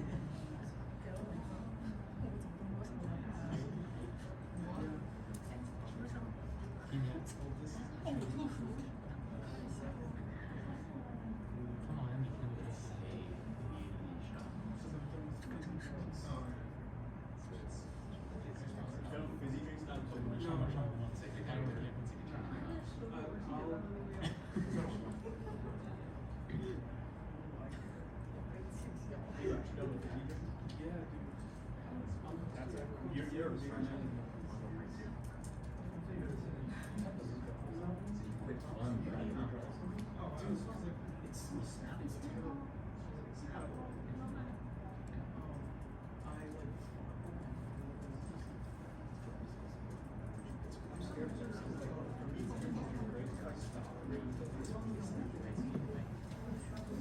Okay, so now let's get back, okay, and talk about the covariance model. So basically, up to this point, even though the topic of today is covariance and correlation model, so we haven't really talked about the specific model yet. So in the first half of today's lecture, we were just trying to understand the challenges, okay, associated with estimating a large portfolio. Basically, we learned about, first of all, okay, when you're handling a large portfolio, you have a gigantic variance covariance matrix to estimate. Okay, that is very different from, you know, the volatility model. Okay, for portfolio covariances, the number can increase dramatically and almost exponentially as the number of assets increase. So therefore, we first have to learn about how to reduce the dimension of such a matrix, and we learn about what we call the exposure method. So the next, in the second half of today's lecture, then we will be learning about, okay, now if you have a small variance covariance matrix, you only have maybe 2 or 3 covariances you have to estimate. What are the methods or approaches for you to estimate? You can use to estimate covariances. Okay, so I think the strategy here is extremely simple. Okay, so if you think about covariance, okay, the covariance is basically capturing how one asset is co-moving with another asset. Okay, so the covariance from a mathematical perspective is very similar to variance. You can think of one as like a twin brother of the other. Okay, so basically today, when we are trying to learn the covariance models, then let's first think about, you know, in lecture 5, basically in the GART lecture, what are the approaches or methods we use to estimate variance? Okay, let's first refresh our memories. So basically, in the case of variance estimate or variance forecasting, the setting we have is basically this, and then we are trying to estimate the variance associated with RT plus 1. If you refresh your memories, we basically talked about 3 methods. Okay, one is called the simple variance. Okay, so basically the sigma t plus 1 squared gonna be equal to 1 over m RT squared plus RT minus 1 squared plus, okay, RT minus m plus 1 squared. So basically, we are choosing a window with the length equal to m. For that window of historical returns, we take the return square for each observation in the window, and then we just take the average of the return square. That will give us a reasonable forecast for the variance. Okay, this is called the simple variance model. The second model is what we call the risk matrix model. Okay, so basically the sigma t plus 1 squared is equal to lambda sigma t squared plus 1 minus lambda RT squared. Okay, and we know that the risk matrix model is basically an improvement upon the simple variance model because we wanted to use an exponential weighting scaling. So in the risk matrix model, the more recent returns going to carry a larger weight in forecasting. Okay. Then the third model is basically the Gauge model. Okay. In the Gauge model, sigma t plus 1 squared is equal to omega plus alpha return squared plus beta sigma t squared. Okay. So this is basically the Gauge model. Okay. So this is basically the three models we use to estimate variance to forecast the variance. Okay, so the good news is that in the covariance context, we are going to use exactly the same three models. Okay, and with just a little bit of change, Okay, let's take a look at what are the specific settings in the context of two assets. Okay, let's say you have two assets. Asset 1. Okay, the return are basically R1. Let's use asset I. Okay, let's use asset I and G.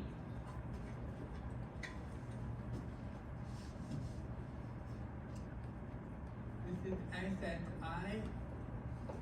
Okay, then the return time series basically RI1, RI2.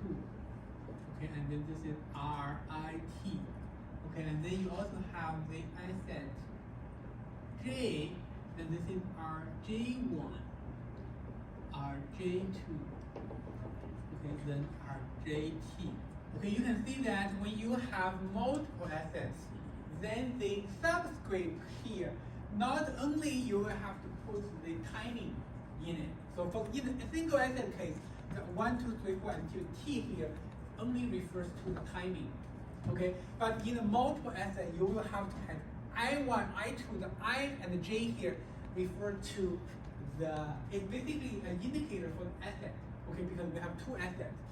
Then for tomorrow, you have Ri t plus 1 and Rj t plus 1, okay?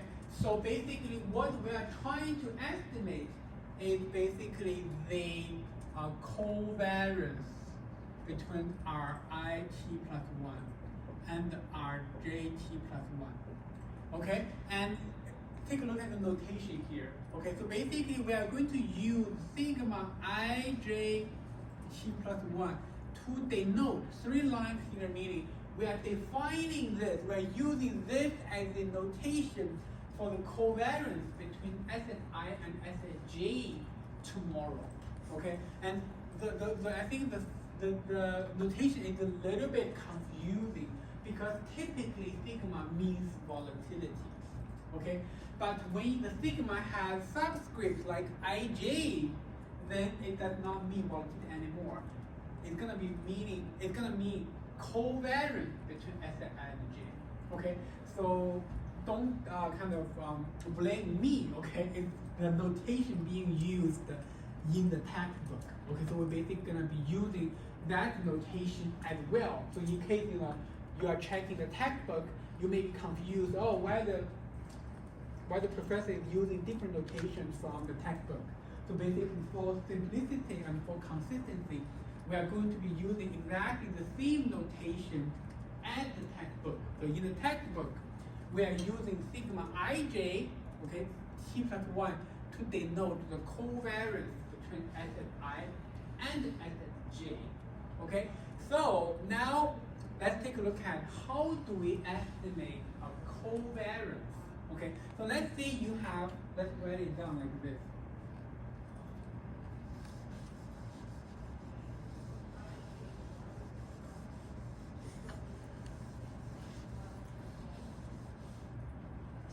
Let's say you have kind of like the covariance.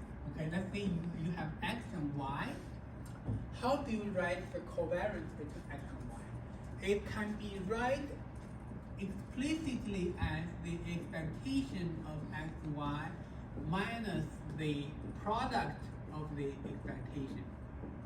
Okay, and because the returns we are going to be looking at here is going to have the mean roughly close to 0, and we know that from lecture 1. So therefore, this is approximately equal to the expectation of the return product. Okay, so basically you can see that to estimate the covariance between asset I and asset J tomorrow, this is roughly equal to expectation of Rit plus 1 and Rjt plus 1. Okay, then you quickly realize that, okay, in the case of estimating variance, you are using return square. Then in the case of estimating covariance, you just replace all the return squares in each individual model here with return product. Then you will have a new model. That new model can help us estimate covariance. So let's write this out explicitly. So basically, we will have a simple covariance model.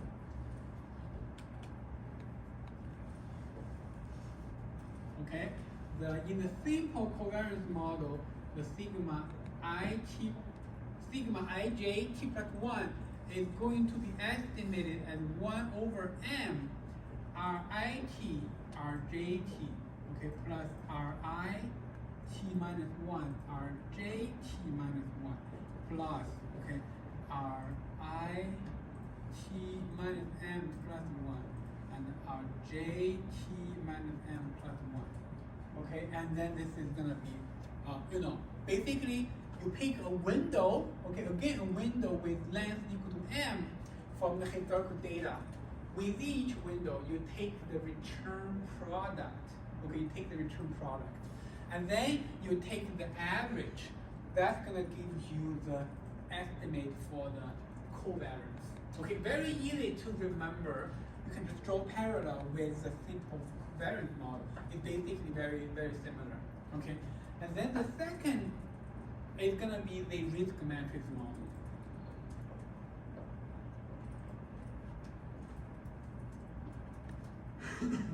Okay, and in the case of risk matrix model, sigma ij t plus 1 is going to be equal to lambda. Oh, I think it should be, I think the way I read this out is not, so basically here it should be lambda RT squared, right? It should be lambda RT squared and 1 minus lambda sigma t squared. This is going to be the risk matrix. So basically this is going to be lambda Rit Rjt plus 1 minus lambda sigma Ijt. Okay, you can see that the only difference between the variance model is that you are replacing return square with return product. And this is going to be the covariance of today. This is going to be the covariance of tomorrow. Okay, this is basically the risk matrix version of the covariance model. Then the Garch version.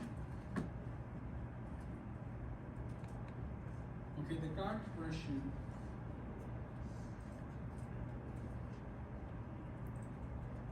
of the covariance model is basically sigma ij t plus 1 going to be equal to omega plus alpha Rit Rjt plus beta sigma Ijt. Okay? So it looks like very simple and very straightforward, right? Because all that you're doing here is you are simply drawing parallel with the models for estimating or forecasting variance. In the variance models, we are using return square all over the place, and then we are simply replace the return square with return products. then we will get our model for estimating covariance. Okay, you can see this is return product, and this is return square, and this is return product, and this is return square, and this is return square, and this is return product. Okay, it's also pretty easy to remember. The only difference is basically the notation is slightly different. Okay, the notation is slightly different because in the case of covariance, we are using sigma ij p plus 1 to denote it. So every year we have students confused, oh, why don't you use sigma ij p plus 1 square? So, well, the reason why I'm not using it because the textbook is using this to denote covariance. Okay, to denote covariance. Any questions with how do we get here?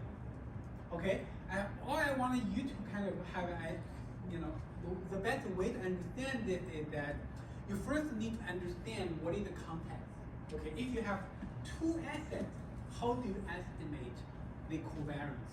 Okay, and then you have three approaches. Okay, and they correspond individually to the models we use to estimate variance. Okay, any questions up to this point?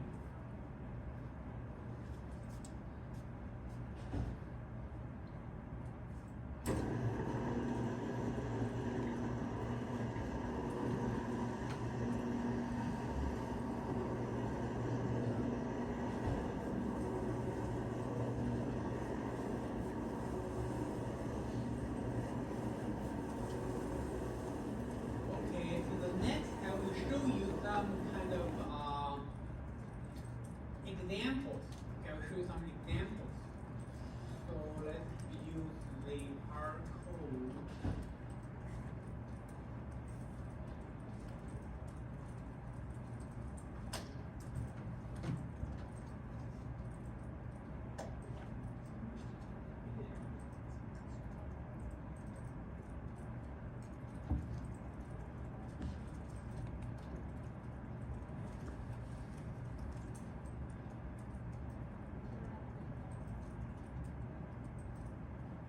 Okay, so can you see this file? So you also have access to this file in the lecture 7 folder on STC key.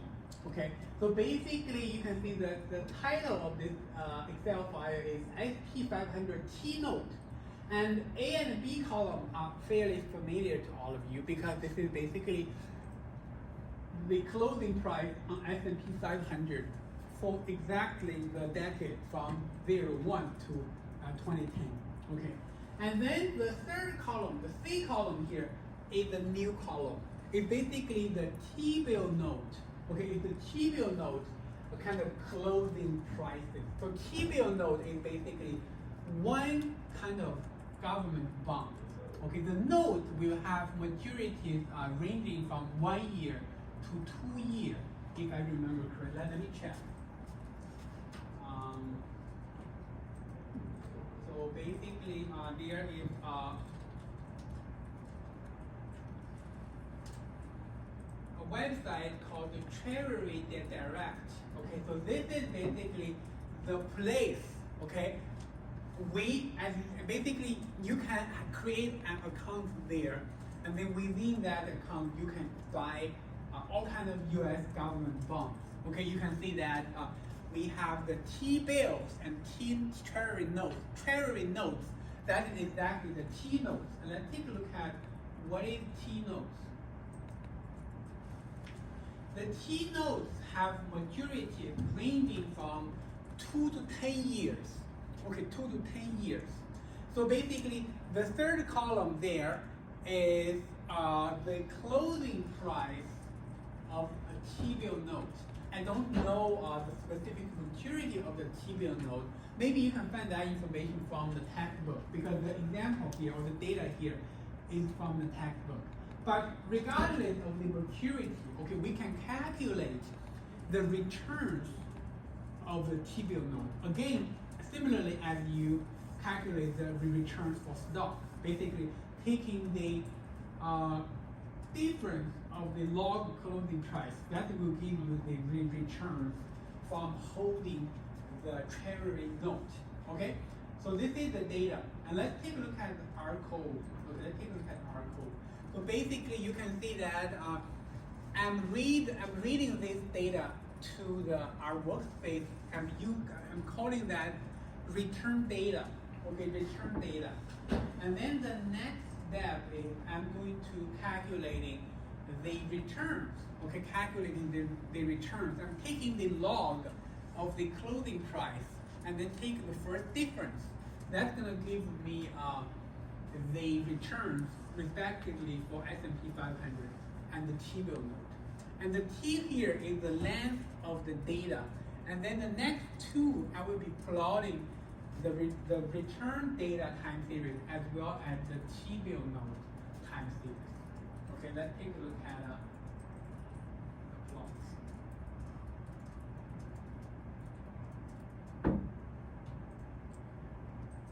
Okay, so this is basically the 10 years of the data for stocks and also for T-bill note. One quick question, okay? So which line, because we have two colors here, so which line is the T-bill note time series for, basically the time series for T-bill note? The red or the blue?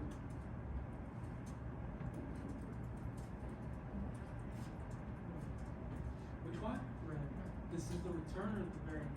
This is the return time series. Yeah. Which one is the T-bill note? Red. Red. It should Whatever the code Red, says. Right? Yeah. Because of what? Yeah. Less volatile, right? Yeah. Because compared with the stock return dynamics, it's much less volatile. Okay, you can see that even the global financial, this is basically where the global financial crisis happens. Okay, from 2007 to 2009, and you can see that stock returns can get very volatile. You can see this is basically the days you can get returns in the neighborhood of almost 10% daily, and that is the neighborhood of positive 10%. But even during such crazy times, the T-bill note is still, is hovering around a very narrow range. Okay, that basically is the nature of the fixed income. Fixed income meaning it's supposed to be less volatile over time. Okay, less volatile over time. And then we also, let's take a look at from this graph. Let me ask another question. Let's ask another question. So basically, we know that for the stock market, obviously the returns are going to get more volatile in financial crisis. Okay, you can see exactly for this period, the stock return is getting more volatile. What about for bond returns? Is it also getting more volatile in crisis? Can you tell that? Can you tell the difference between the calm period and the crisis period? Is it getting more volatile visibly? Yes. Yes. Right? So basically, the higher volatility in crisis period not only apply to stock assets, it also apply to bond assets. Okay?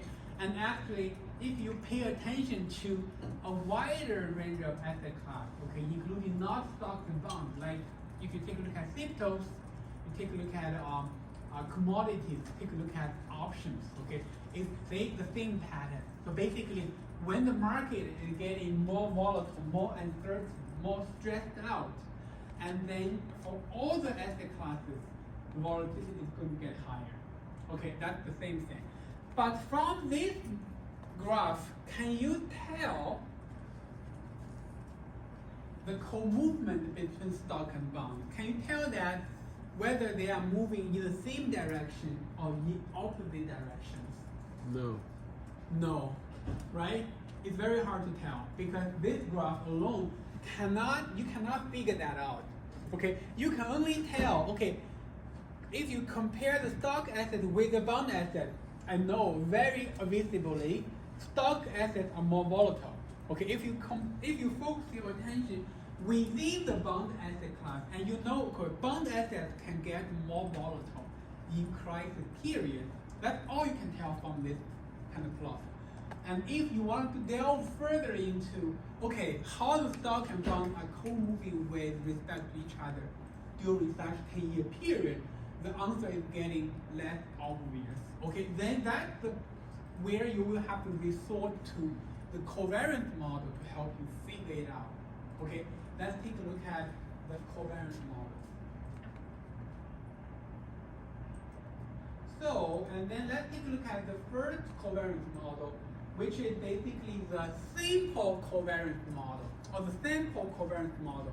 Basically, you can see I'm using a return window equal to 25, and then I'm predefining a rolling COV. That's basically a covariance estimate kind of vector I kind of created to potentially store the covariance estimates. And then, you know, the estimation will start from day 25 because that is the first day I have a full 25, a full window with enough observation. That is 25 observations. And then you can see that when I is 25, the S&P 500 returns is going to range from day 1 to day 25. And similarly for the T-bill note returns, okay, you can see I'm taking the sum of the return product, and then I divide by 25. That's exactly the formula we just write down on the whiteboard. Okay, so basically the rolling covariance will give you the covariance estimate between the stock asset and the bond asset. And then once I have that, I'm making a plot of this covariance dynamics. And the AB line here, I'm trying to make a horizontal line corresponding to, you know, zero covariances basically help you highlight whether the covariance is positive or negative. So let's take a look at it. So the blue line here basically tells you, shows you the estimated covariance between stock and the T-bill note, okay, for this 10-year period. So now, what can you tell from this graph?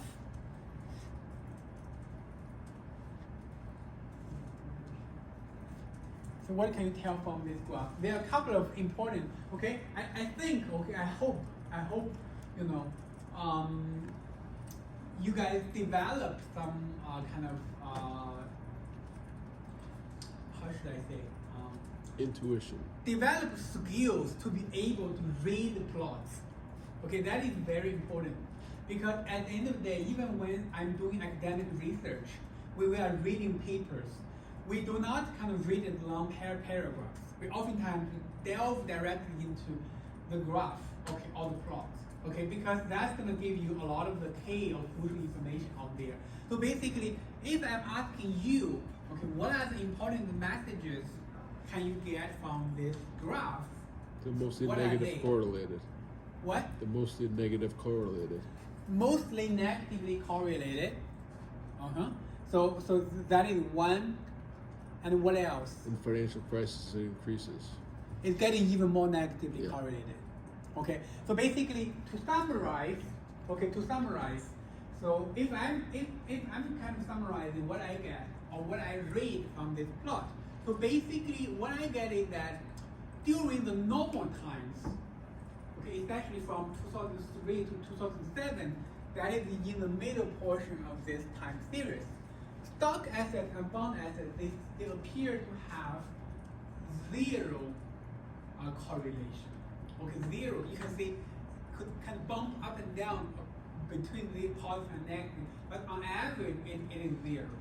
Okay, and then in financial crisis, especially in the dot bubble period and then in the global financial crisis, the covariance can get very negative. Okay, can get very negative. So what does that tell you? It tells you that in crisis, okay, when the stock return tanks, oftentimes the bond actually goes up. Okay, that gives rise to a negative covariance between assets. So when one is going down, the other is going up, that's basically meaning one is hedging against the other. Okay, so that basically is consistent with our common notion that, you want to hold the stocks and bonds all together in your portfolio because they tend to hedge against each other. Okay, they tend to hedge against each other. So,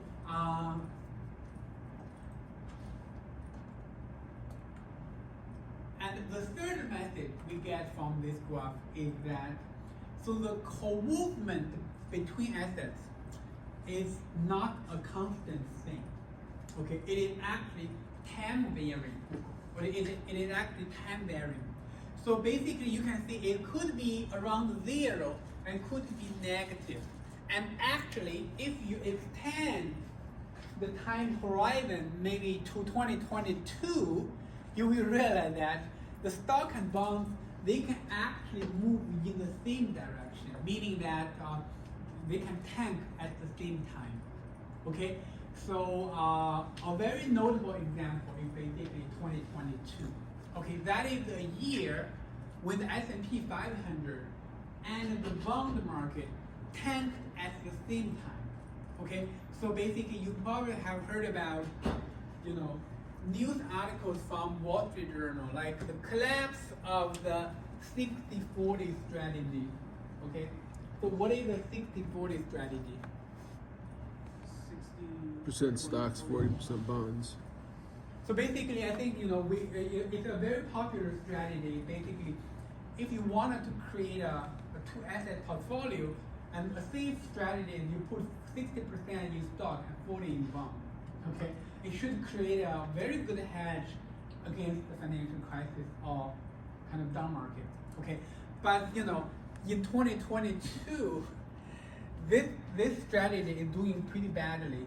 Okay, basically, the reason is because stock tanked by 20% in 2022. Okay, think about what happened in 2022. Because the inflation is getting to almost 10%, and then the Fed is raising the interest rate in the very fast pace.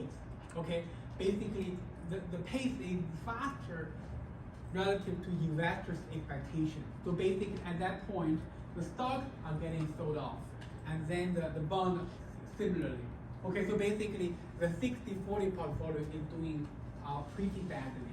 Okay, so all the point I want to make from this diagram and also from the story of 2022 is that stocks and bonds, okay, so the correlation or the covariance is never a constant thing. Okay, it is actually a time varying thing. Okay, it's actually a time varying thing. Okay, so then you may wonder when stock and bonds are getting a negative co-movement. Okay, so there is a term called flat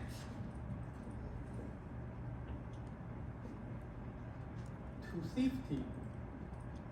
Okay, so basically sometimes in response to high uncertainty, okay, in response to high uncertainty, investors have the tendency to sell one assets, okay, or reduce the risk of their portfolio. They may sell the stocks, and you may wonder, okay, after you sell the stocks, where do you want to invest their money? Okay, and basically one place is they sell the stock, then they buy the bonds. Okay, so this action is what we call a flat to safety episode. Okay, basically in such an episode, stock prices will tank, okay, very quickly, and at the same time, bond prices will be pushed up. Okay, so therefore we will create a negative co-movement between stocks and bonds.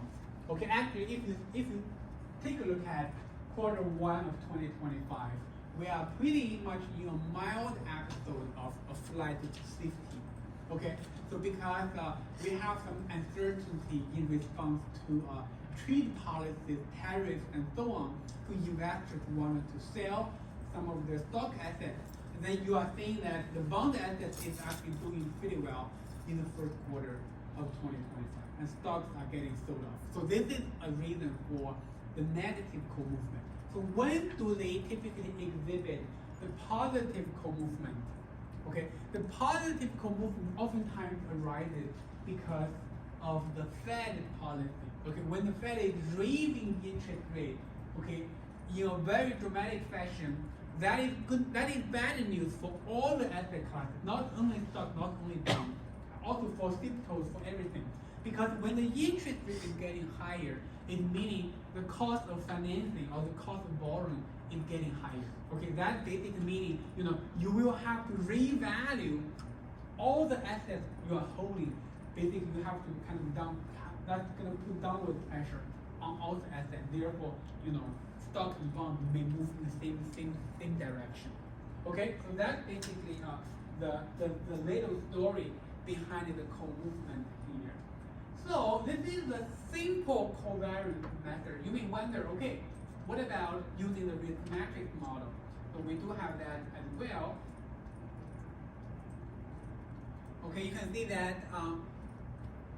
the lambda here I'm using is also a 94%, as in the case of the variance model. And then I'm using the exponential covariance, using this to denote the risk matrix version of the covariance. And then you can see 1 minus lambda returns product, and then this is the lagged version of the covariance. Okay, and then I'm doing the estimation, and then I'm making a plot of the time series. And then take a look at the dynamics. So, and then the blue line is basically the blue line is the risk matrix version, and the red line is the simple covariance model version. Okay, so basically we have two different versions, and you realize that even though you are using different methods, the estimates end up to be pretty close to each other. Okay, you can see they almost coincide with each other. So basically, again, the message here is that the covariance is time variant. Okay, and then especially in the global financial crisis and in the bubble period can get negative, but during the calm period from 2003 to 2007, the covariance is getting close to zero. Okay, getting close to zero. Then the next example we are going to show is basically the Garch version of the covariance.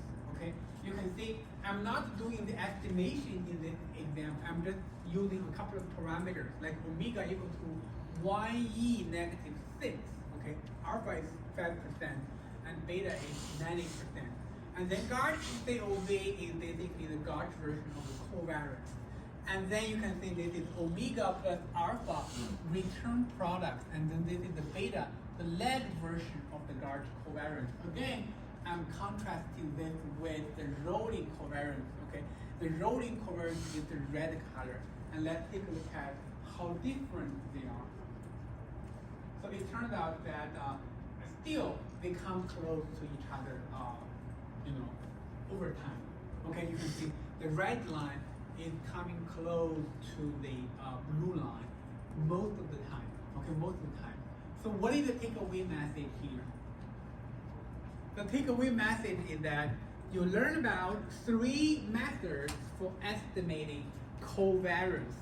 And it turns out that it's actually in this simple example of stock versus bonds, and that even though the methods are kind of different, but the message, or especially the dynamics they deliver to us, are very similar, and they are actually very consistent with each other. Okay, so that's basically the takeaway message for the covariance method. So the next question I wanted to ask you before we leave this plot is that let's focus our attention to for this period. Okay, so basically in 2008, okay, we do observe the covariance between stock and bond is getting very negative. Okay, if you think about covariance, okay, what is covariance?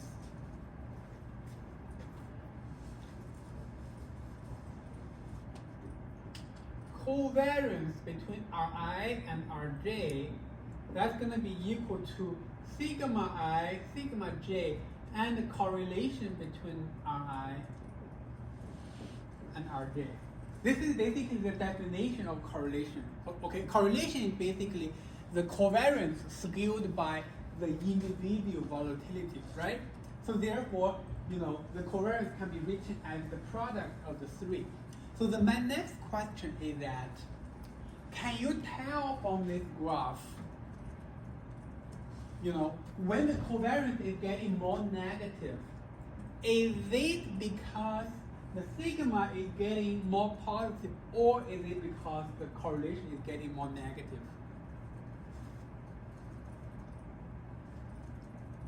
So because we know from you remember that in the previous, in the time series plot, okay, so in the plot right here, okay, so in this plot, remember I asked you guys a question, how the volatility has been doing for stocks and bonds in crisis, and you guys all agree with me that, okay, not only the stock asset volatility is getting up, the bond asset as well. So basically, you know that in the crisis period, sigma I is going up and sigma j is going up as well. So basically, even though correlation is constant, then as long as it's negative number, right? Then when these two elements are going up, then you know this is going to be getting more negative, right? But from that time series plot, we cannot figure out, okay, whether the correlation is getting more negative or, even slightly towarding positive number. We don't know that. Okay, so if you wanted to have ideas about how the correlation has been behaving in crisis, then you will have to learn models for estimating correlation. Okay, so the covariance models alone is not enough for you to understand some of the crucial questions when you are having multiple assets. Okay, if you wanted to understand how the correlation has been behaving, has been moving along over time, then you have to learn models for estimating correlation. So that's gonna be our next topic. Okay, next topic. So let's get back to the whiteboard.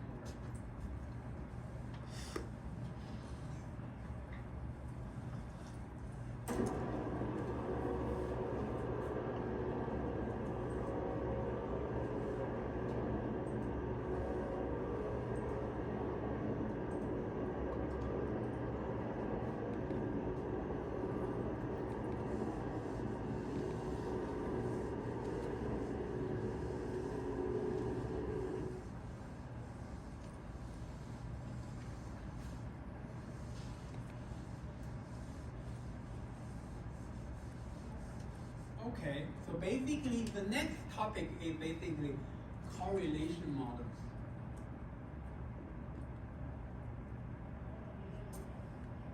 Okay, correlation models. So what is correlation? Okay, correlation between asset I and asset J, this can be defined as the covariance between asset I and asset J divided by the volatility of asset I and the volatility of asset J. Okay? So before we delve into the specific model, I wanted to derive an equivalence kind of equation, okay? So that you know how are we handling correlation in the risk management context. So oftentimes, okay, if you have an asset I and asset J, the first step is you need to standardize the returns. We need to standardize the returns, okay? Because we are trying to estimate the correlation between the asset I and asset J for tomorrow. So let's write down as using time t plus 1. So basically, our I t plus 1 head is going to be written as our I t plus 1 divided by sigma I t plus 1. Okay, and similarly, our j t plus 1 head is going to be written as our j t plus 1 divided by sigma j t plus 1. Okay, this is basically the same way as when we are standardizing return in the Garch model context. Okay, so basically we are scaling the return, the raw returns, with a version of the volatility, and you can think of the sigma here is basically coming from the Garch model or the risk management model. Okay, and then we wanted to derive an equivalence. Okay, what is the equivalence? So basically, the covariance between standardized returns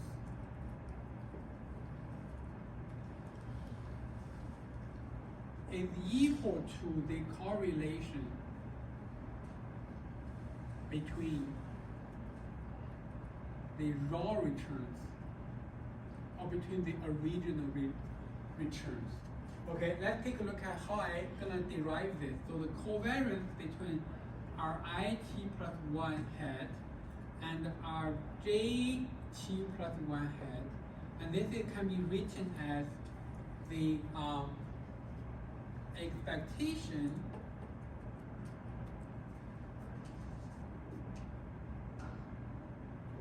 of our IT plus 1 head and our JT plus 1 head. Okay, because we know the covariance is going to be equal to the return product, and then take the expectation. Okay, you can further write this out as our IT plus 1 and our JT plus 1, and the sigma IT plus 1 and sigma JT plus 1. Okay, and exactly because the sigma I and the sigma j, they are forecasted volatility, they are known by the time t. Remember, when we are forecasting volatility, they are forecasted at time t. So therefore, you can consider them to be constant and move them out. So you get the expectation of our IT plus 1 times our JT plus 1, and then divided by sigma IT plus 1, sigma JT plus 1. Okay, and this can be further written as the covariance between our IT plus 1 and our JT plus 1. Okay, and then divided by sigma IT plus 1 and sigma JT plus 1. And this is exactly the correlation definition.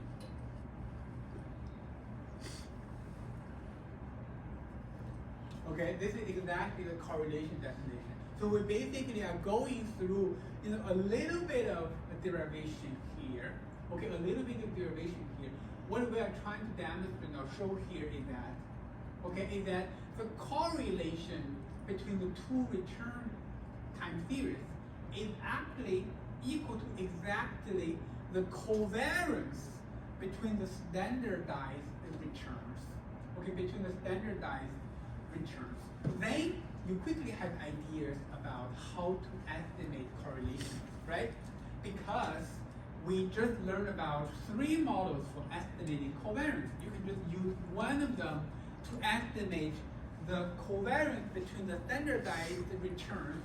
Then you will know the correlation. Okay, you will know the correlation. So next, I will be showing you guys the examples of how to estimate the correlation if you are using the risk matrix model, and also how you estimate the correlation if you are using the GARCH model. Okay, so let's take a look at it. So how should I write this out? Okay, let me put it here.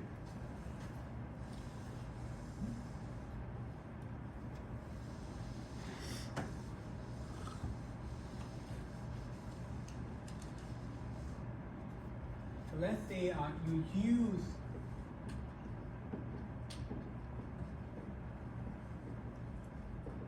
risk matrix model to estimate correlation. Okay, to estimate correlation.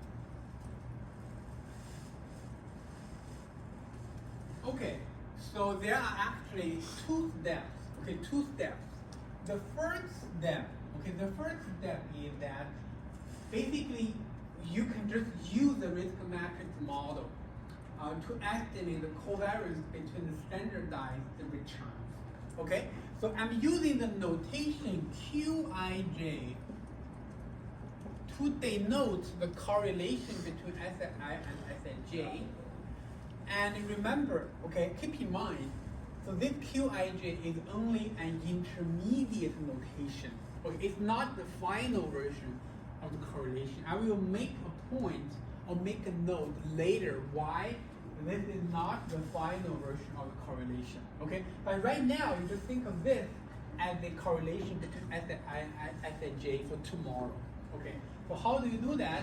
You are writing this as 1 minus lambda Rit plus 1 Rjt plus 1. Remember, in the case of the standardized return, you wanted to put the head there, okay, and then you plus lambda Qij t. Okay, so this will basically give you the correlation between Si and Sij. You can see what we are using exactly is we are using the risk matrix model to estimate the covariance between the standardized return. Based on our derivation, that's exactly the correlation between the draw return. Okay, so this is not done yet. This is not done yet. So why? Because correlation is a very special subject.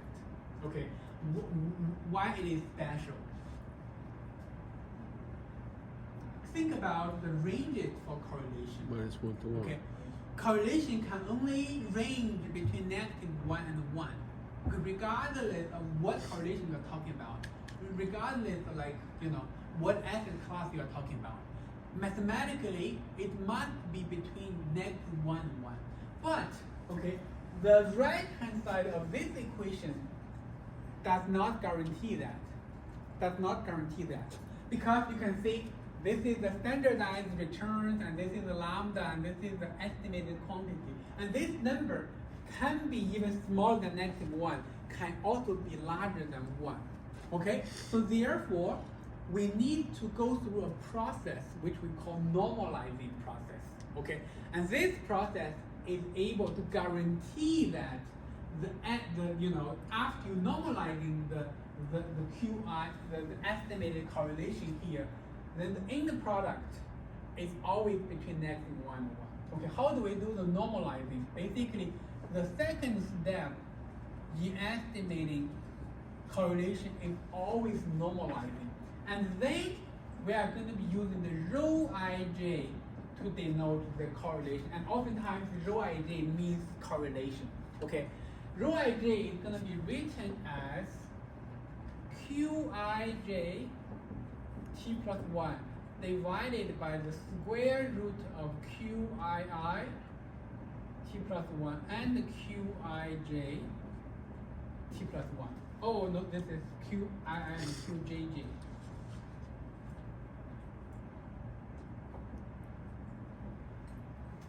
Okay, so you may wonder, okay, what is Qii and what is Qjj? You can write the Qii like this. Okay, Qii t plus 1 is going to be equal to 1 minus lambda Ri t plus 1 head. Ri t plus 1 head. Basically, this is the Ri t plus 1 square, right? Plus lambda Qii t. Okay, similarly, you can write the Qjj t plus 1. Okay, and then you are doing this kind of normalizing. This rho ij is always gonna be between -1 and 1. Okay, it's always gonna be between -1 and 1. And you may wonder, okay, how are you guaranteeing us that? How can you guarantee that? So mathematically, it is gonna be guaranteed because there is a very famous inequality called Cauchy-Schwarz inequality. Okay, if you are interested, you can kind of search the Wikipedia for the information related to it. So basically, there is a very kind of elegant mathematical inequality. Okay, it guarantees that if you are normalizing the estimated correlation from the risk matrix model like this way, the end product, the rho ij here, is always going to be between -1 and 1. Okay, so this is basically the extra step you will have to handle, you have to go through if you wanted to estimate correlation. Okay, if you wanted to estimate correlation. And that is exactly why in the correlation models, we are using an intermediate version called QIJ. Okay, that is, this QIJ is still proxy for correlation, but this correlation is not the final product. Okay, because this correlation could go beyond the allowed range for correlation, could go beyond -1 and 1. Okay, and therefore after normalizing, the rho ij is going to be exactly between -1 and 1. And in the example I will be showing you guys in a few minutes, you will exactly see how we can shrink the Qij to rho ij. Okay, I'm going to show you that later. Okay, so this is basically how you use the risk matrix model to estimate correlation. Then the next example I'm going to show you is how you use the Gauch model to estimate the correlation. Okay, let's take a look at it.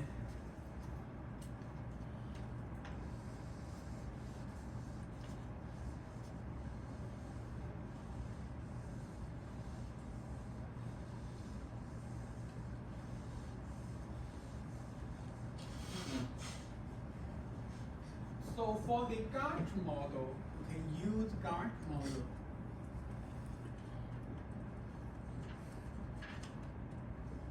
Gauch model to estimate correlation. Okay.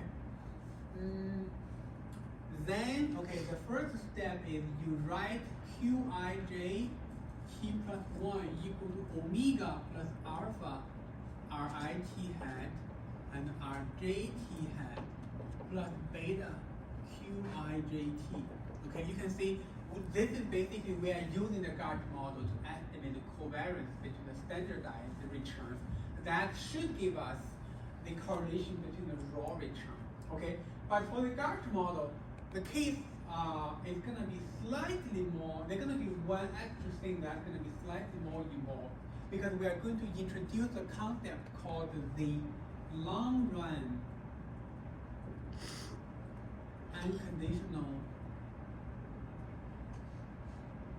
correlation between the two assets. Okay, if we use rho ij bar to denote it, and then this can be written as 1 over T sum RIT hat RJT hat. Okay, and this is basically I is going to be from 1, oh no, the T is going to be going from 1 until T. So basically, for the RIT hat and RJT hat, for the long time series, you take the product and take the average.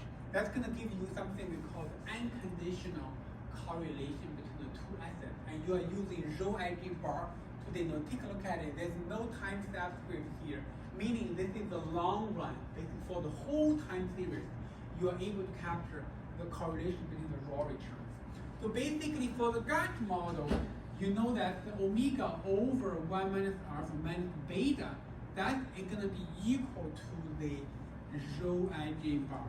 Okay, we derived this in the Gauch model lecture. So basically, the long run unconditional volatility can be estimated in the case of the Gauch model. Similarly, the long run unconditional correlation can also be estimated in the case of the Gauch model. So therefore, we can write the omega to be equal to 1 minus alpha minus beta rho ij bar. And if you plug this into this equation, then the equation is going to be written as Qij t plus 1 is going to be equal to rho ij bar plus alpha RIT hat JT hat minus rho ij bar, okay, plus beta rho Qij QIJT minus rho ij bar. Okay, so basically it's slightly more involved. Basically, in the case of the Gauch model, we are just replacing the omega. We are only left with alpha and beta. Okay, and then the second step, okay, when you are using the GARCH model, is the same. It's the same. It's basically this. Okay, it's the same. You will have to normalize the estimated QIG, because the QIG, even though it proxies for correlation, but this correlation, you know, could potentially go beyond the regular ranges. So therefore, you will have to go through a process called normalizing to make sure that it is always between -1. So any questions with how to use the risk matrix model and the GARCH model to estimate correlation? So if you have no questions, let's quickly take a look at the code. Okay, take a look at the code.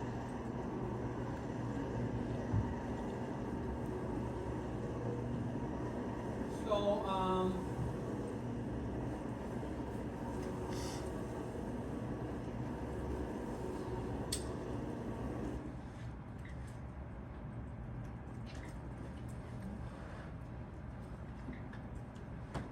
okay, so basically you can see that you are able to find this code on HashiCT. Okay, it's called dcc.r. So basically you can see what I'm doing here. I'm basically first I have to using the GARCH model to fit the return for S&P 500 and also for the TBL node returns respectively. Okay, you will have the fit one, and then the standardized return for S&P 500 is defined like this. And the standardized return for the TBL node is going to be defined as this, okay? And then the alpha and the beta, I'm not estimating them, so they are respectively, I'm taking a number, like one is 5% and the other is 90%. And then you can see the Q11, Q12, and Q22. Those are basically the QII, QJJ, and QIJ, which I'm going to estimate in the for loop, okay? And then the next three numbers are the Q11 LR. LR is basically long run, okay, long run. So basically that is the QIJ bar we just write here. Okay, we just write here. Okay, you can see they can be readily calculated right before you start the for loop. That gives you the long run and conditional correlation between the assets. All three of them will be used in the for loop, okay? And then we are going to write down the GARCH model for estimating the covariance. You can see, you can start from day 2. This is QIJ, QIJ, QII, and QJJ, okay? This is the rho ij bar plus alpha, okay? Return product, okay? Then minus the long run, okay? Then plus beta, and then, you know, the QII, QJJ minus the long run. Okay, this is exactly following this, okay? Exactly the equation we just write on the whiteboard. And then the GARCH CORR, okay, Q12 divided by the square root of Q11 times Q22. This line is where we do the normalizing, okay? After this, so everything will be between -1 and 1. Let's quickly run the code.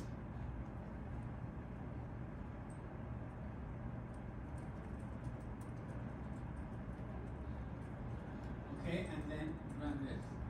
So you can see, okay, let's first take a look at the Q12.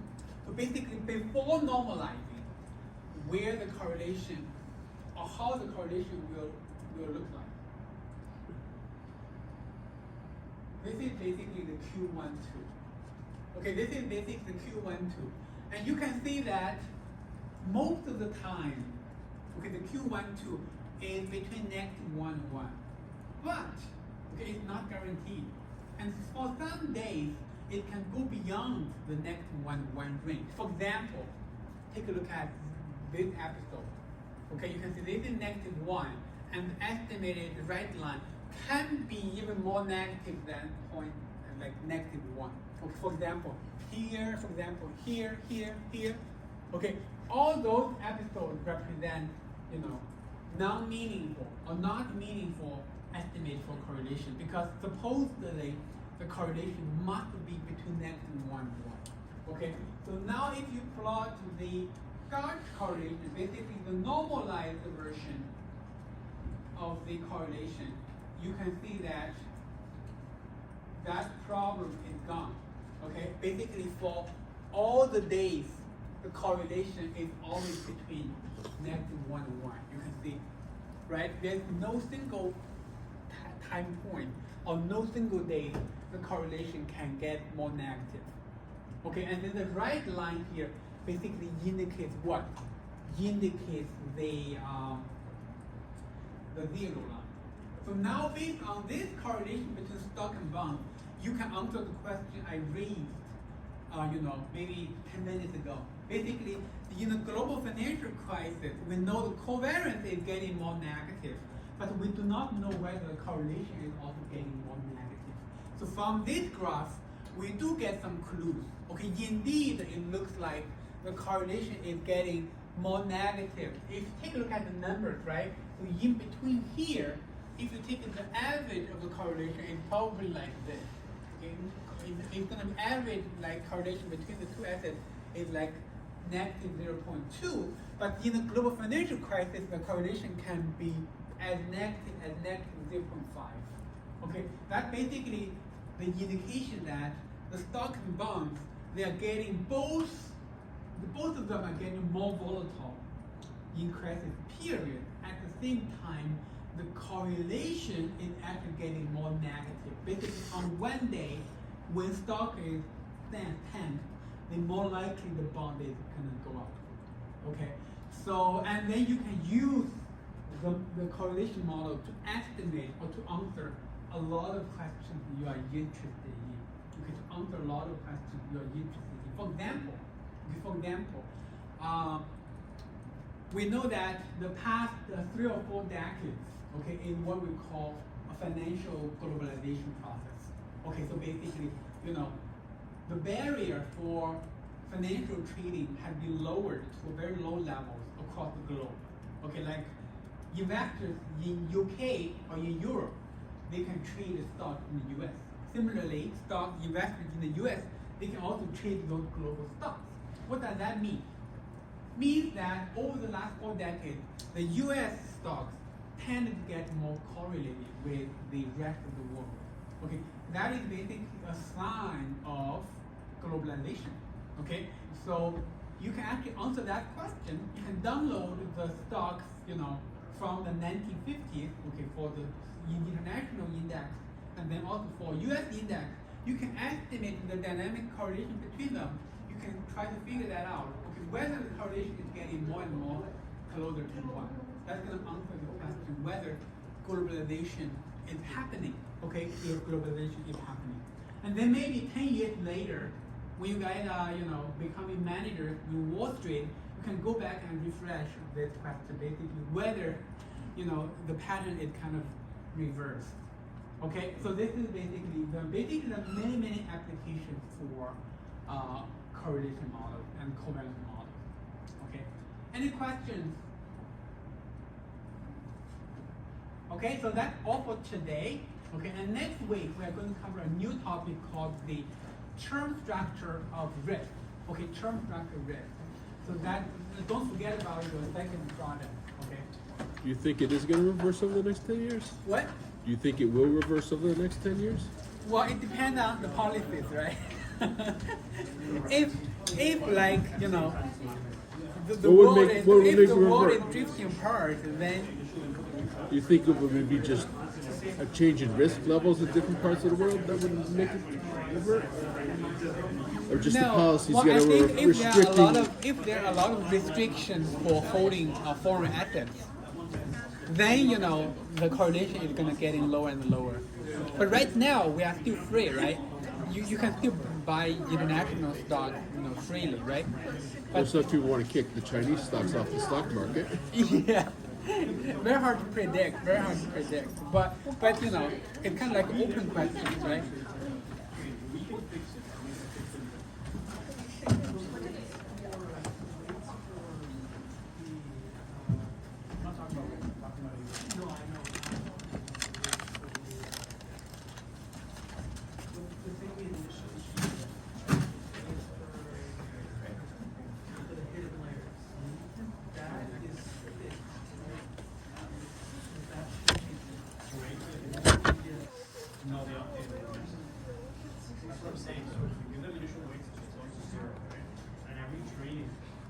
changing because you're like an input is like this, you're bouncing it off of like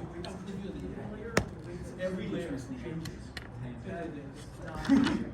No, that's let's say this is